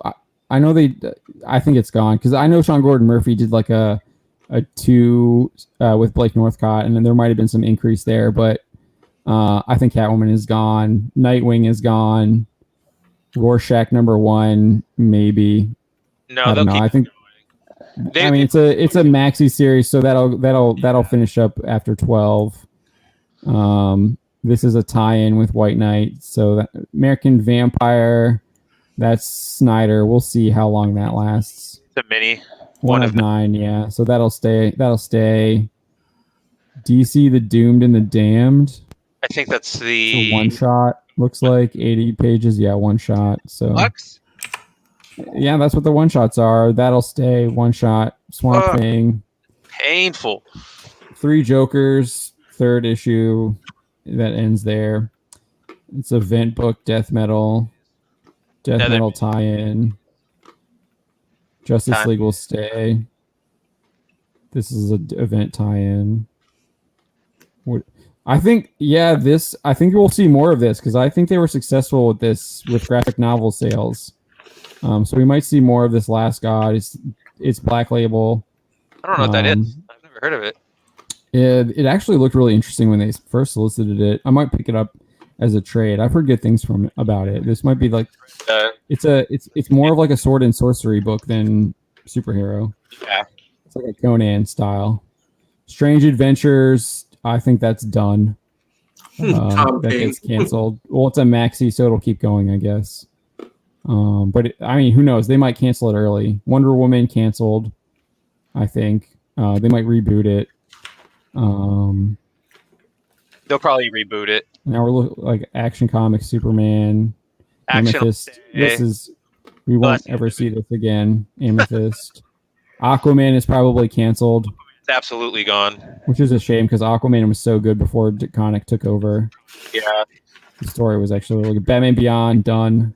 Gone. See that again. Maxi series, that ends soon. Batman vs. Superman will probably end. Batman and the Outsiders definitely is done. Super gone. Like final issue in October, and they're already canceling it. This will probably stay around because it's a tie into the animated series. Oh, and it's only got 2 it's got issues. 2 more issues, and then I think if the numbers are doing well, they're going to continue another set. Right. Because I think also there's doing some voice acting companion pieces for it as well that you can download off iTunes. Yeah, that's what JB was saying. Because we in our oh my gosh, what's his name? Kevin Conroy. Conroy is doing some of the voiceovers for that. I think this is done. The Dreaming. Oh yeah, definitely. G. Willow Wilson. That's done. It's gone. I don't know. Are these like reprints? What is this? I don't even know what this is. DC Classics, The Batman Adventures. Oh, I remember. Yeah, there was a late '90s, early 2000s. The Batman Adventures were companion pieces to the cartoon, so that they might be reprints. They're cheap, so yeah. What is FC? Yeah, 32 pages is about right. I have a bunch of them in my stacks. Oh, full color, yeah. Yeah. That Far Sector. Oh, totally. That's totally canceled. That's right here tells you that why it's gonna get canceled. Right? Yeah. Yeah, it's a Green Lantern thing, but like this person is totally. Oh no! But what I'm saying is pretty rough. What did you say, Spencer? I said I've seen some pages from it, and it's pretty rough. I remember the art didn't look too bad. The art's great. The art is fantastic, but the writing is. I mean, it's yeah.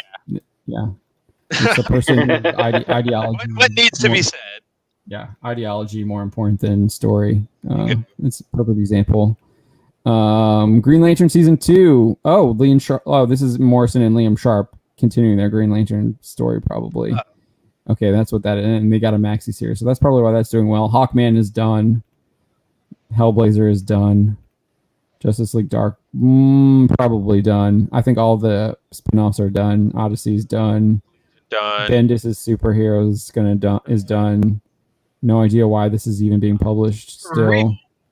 Metal Men, that's what? This guy's still writing stuff? I thought he retired from writing. I guess it's a maxi. He comes back every so often and normally just plays with his like pet characters, like Blue Beetle or Metal. He's done. He fired him. Yeah. Didio is fired. And he hasn't written Blue Beetle in ages. This is he probably had written it before, so we won't see that ever. It's a maxi. Red Hood, done. I think Scott Lobdell had already announced that was done too. Scooby-Doo. I don't know. These are fine because they're kids' books. They always sell really well because they can go to like the this is Scholastic, yeah. Suicide Squad is done. They announced that it's over. Teen Titans will be done. We didn't even see that. Young Justice is over. And then we're doing hardcovers now. So yeah, you saw. Basically it's Batman, Justice League, Superman, Action Comics, and Detective Comics, and that's what you're gonna get. I think. And maybe you'll see some maxis where they might take a chance on something like what was that Sword and Sorcery thing with the Black Label stuff. Yeah. Which is kind of more, which to me is like a manga style, not like obviously writing it, but a manga style, but they're the publishing style. Yeah, where it's more for collected stuff. But even like we go back here, Lee actually says that they're going to be moving away probably from single issue floppies, and it's going to be more stuff that's digital, which is the manga style. It is.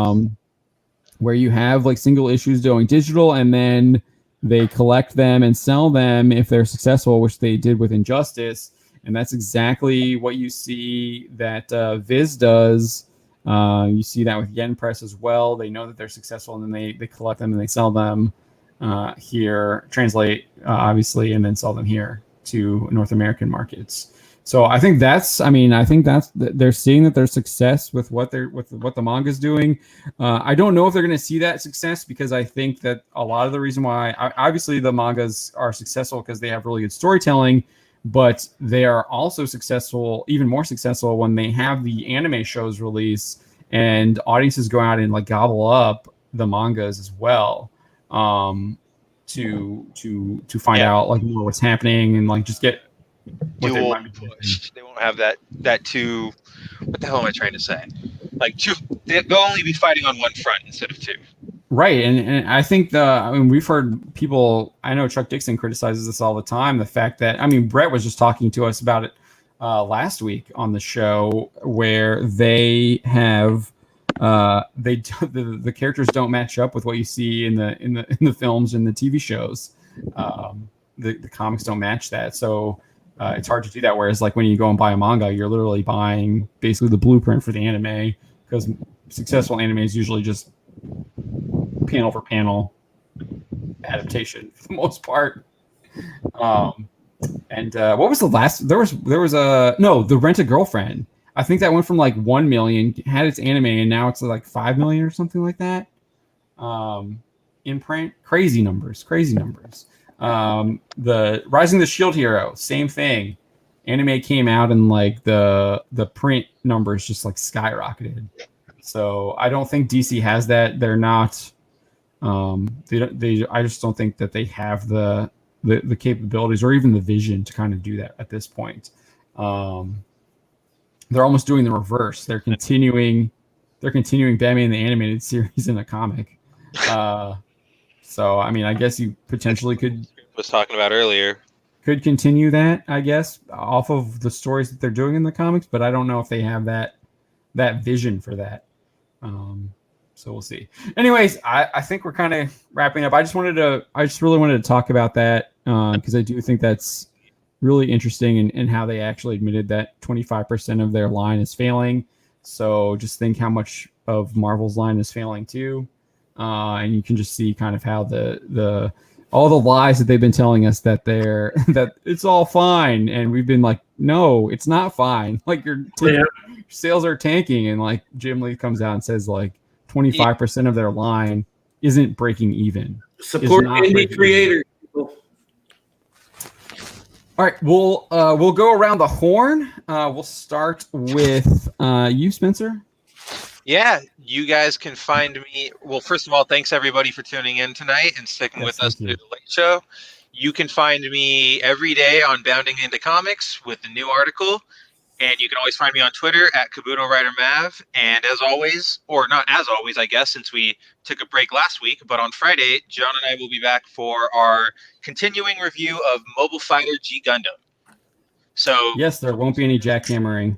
Yeah, no more construction this time. So it's getting good. Watch the episodes, come join us, and have a good rest of your week, I suppose. All right, Drew.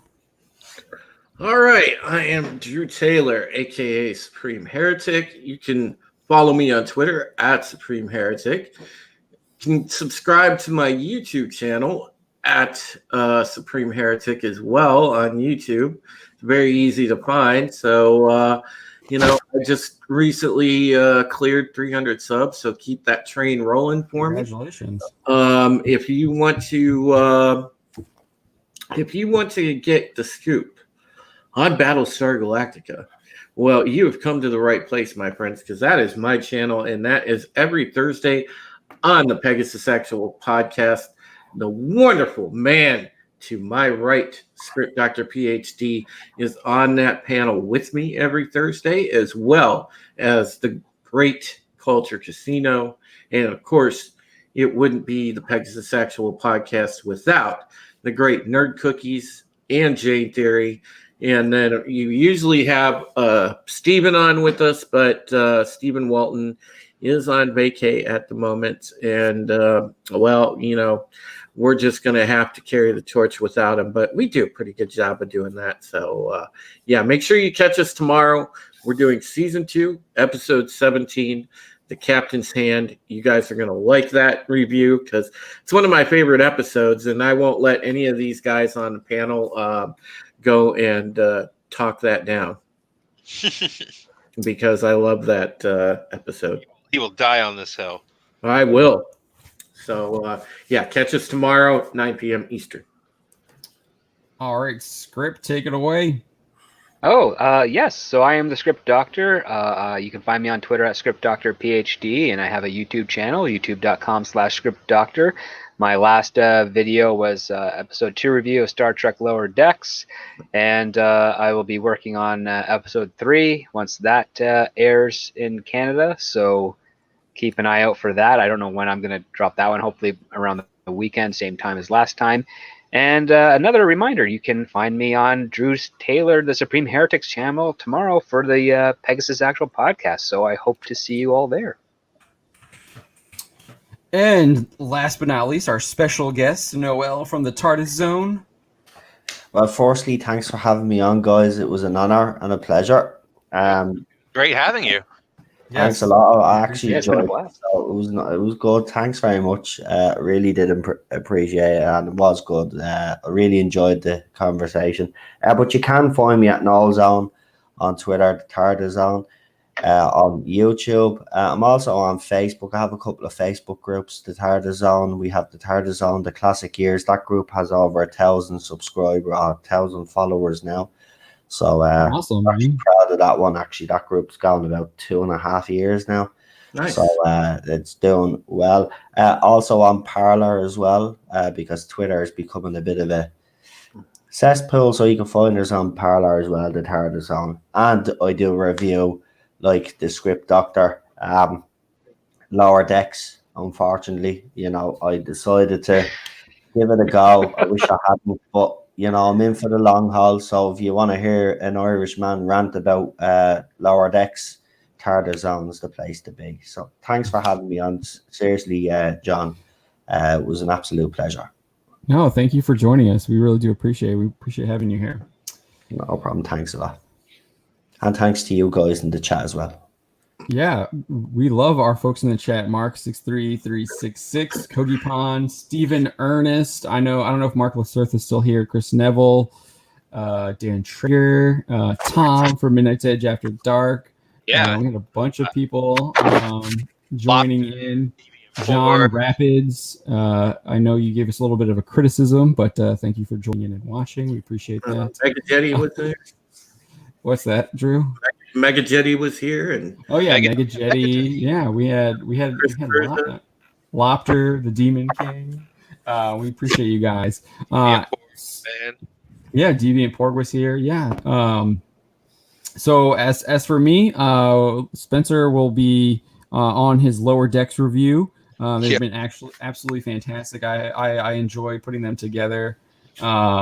Although I think CBS needs to do a better job of like dropping some more images. Crunchyroll does a way better job of giving us images to you. Actual assets, yeah. Having to reuse some images already for Lower Decks. We're only on episode 2, yeah, I love putting those together. If we tried to use anything else, they would just copyright strike us. So there's no way we can. See, that's why the animation is so simple. I can just reanimate them and make alterations to it, and it just I guess it gives the CBS algorithm a real headache because they haven't claimed or done anything. Don't want anybody to look at your video because they'll see that the bare minimum animation you do is better than their entire series. Yeah. I put up my 300 video was last week. And I had a clip in there of Leonidas, like right before he kicks the guy into the well. And it was like a minute clip in like my 13-minute video, and they freaking claimed it. So I trimmed it down to like 40 seconds, and they still claimed it. And so I just went with like an 8-second, like him just kicking him instead of him like giving the explanation, which would have like literally debunked everything that writer had said, because like Leonidas literally says like, You came here, you brought the skulls of the dead kings, you like insulted my wife, you threatened us with like subjugation, and just like, I'll give you some earth and water, there's plenty down here. And then it just kicks him down. And I wasn't able to include all of that like fantastic speech that he gives to the Persian messenger because Warner Brothers kept claiming it. So I had to keep like deleting and re-uploading it. And probably hurt the algorithm on that one, but yeah, dude, I can't stand that stuff, like, because it's obviously I'm providing an opinion and I'm using that as a source. I'm obviously transforming it to make it my own. It's not like I'm said that I made that clip. You're not reiterating it. Yeah, you're giving some commentary. You're not Susie Lou. I mean, I'm using the clip, but like it's part of my commentary. It's just freaking frustrating. You're not Susie Lou, John. You don't get that special. Yeah, don't do it, Susie Lou. Even I'm aware of that woman. I mean, I don't know how. Listen, I don't want to get into it, but I don't know how you can be that dumb and keep making mistakes and keep. And do you know what the funny part is? It's like a satire happening in front of us, like our so-called ball and chain. That's what I'll call him. He's supposed to be a lawyer or something, but yet when it comes to the actual copyright law, he hasn't got a clue. No. If you're going to claim to be, to know copyright law, well then don't be making the mistake.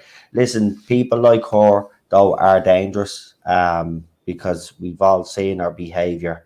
It hasn't been nice, and she does ruin the platform for people like us, honest people like us that want to. Yeah, she targets people, tries to claim their videos. Yeah, it's horrible. She definitely, anything. She is a cancel artist because cancel artist. I like that. If you even go and make a video that's even just constructively critical of Susie Lou, boy, she'll come after you.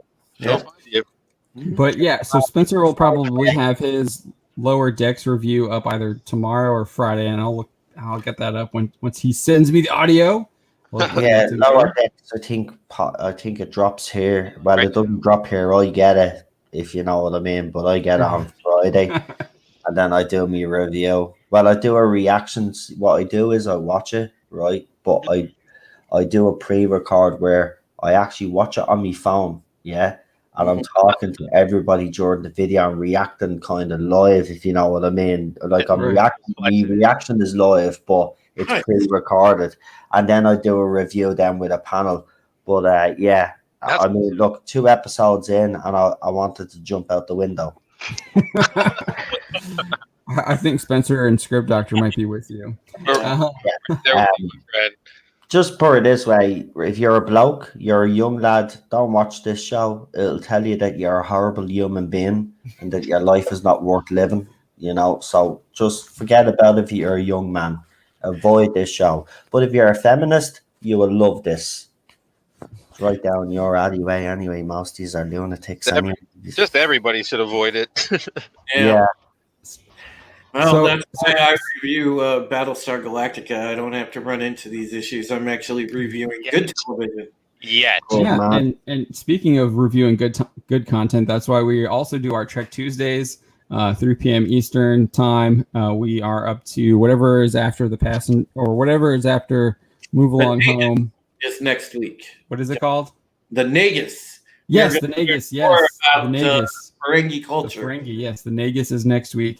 So Should be we're looking good. forward to that.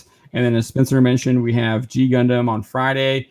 Spencer will also have the God of High School. He has really high praise for It's that good show as well. So we're looking There's forward a to word that. on YouTube, though, from people that watch us and follow us for reviews of these classic shows.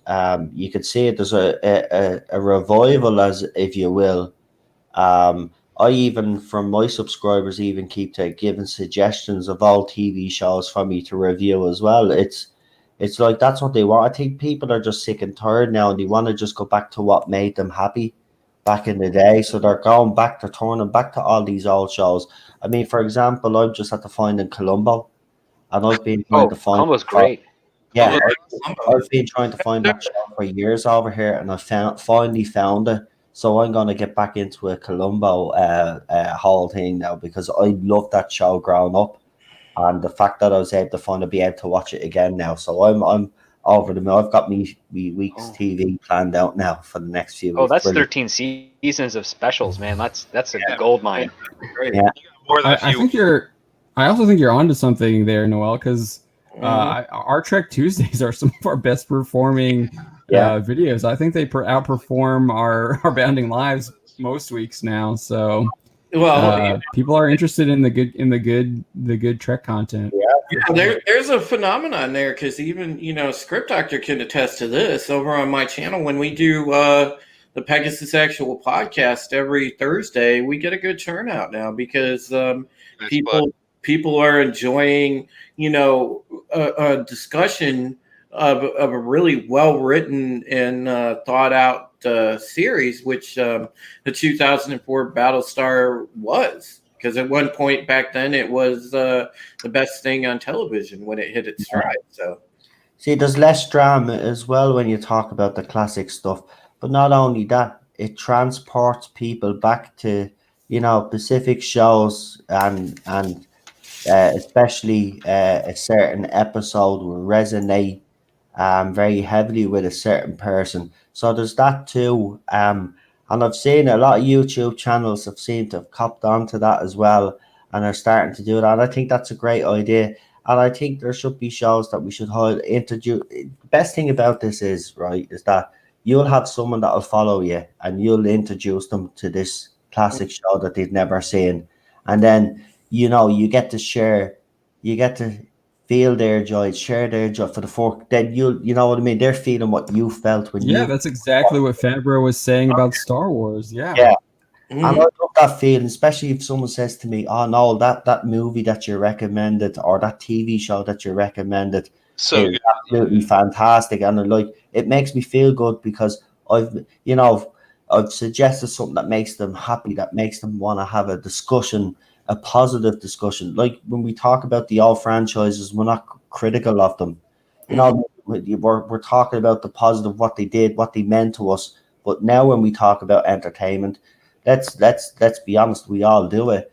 We're not very positive because there's nothing to be positive about. So we've turned into, let's be honest, we've all turned into critics, but moany old critics. We're never happy, but that's because they're not written the way we believe. Because look, we're the fans, we understand these franchises, and I'm sorry whether people out there, newer fans, like it or not. At the end of the day, you've got to listen to the fandom as well. It's not just all about you. There has to be a balance there, and the writers are not doing that, and the creatives are not doing that. And until they do that, as I said, we were in for the long haul here. Another 3 or 4 years of this madness.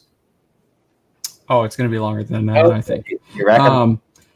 Oh yeah, I think so. All right, so we will be back here with Bounding Live next Wednesday, again at 9 p.m. Eastern. We will be joined by special guest Lorena Krill, so look forward to that. We are excited about that.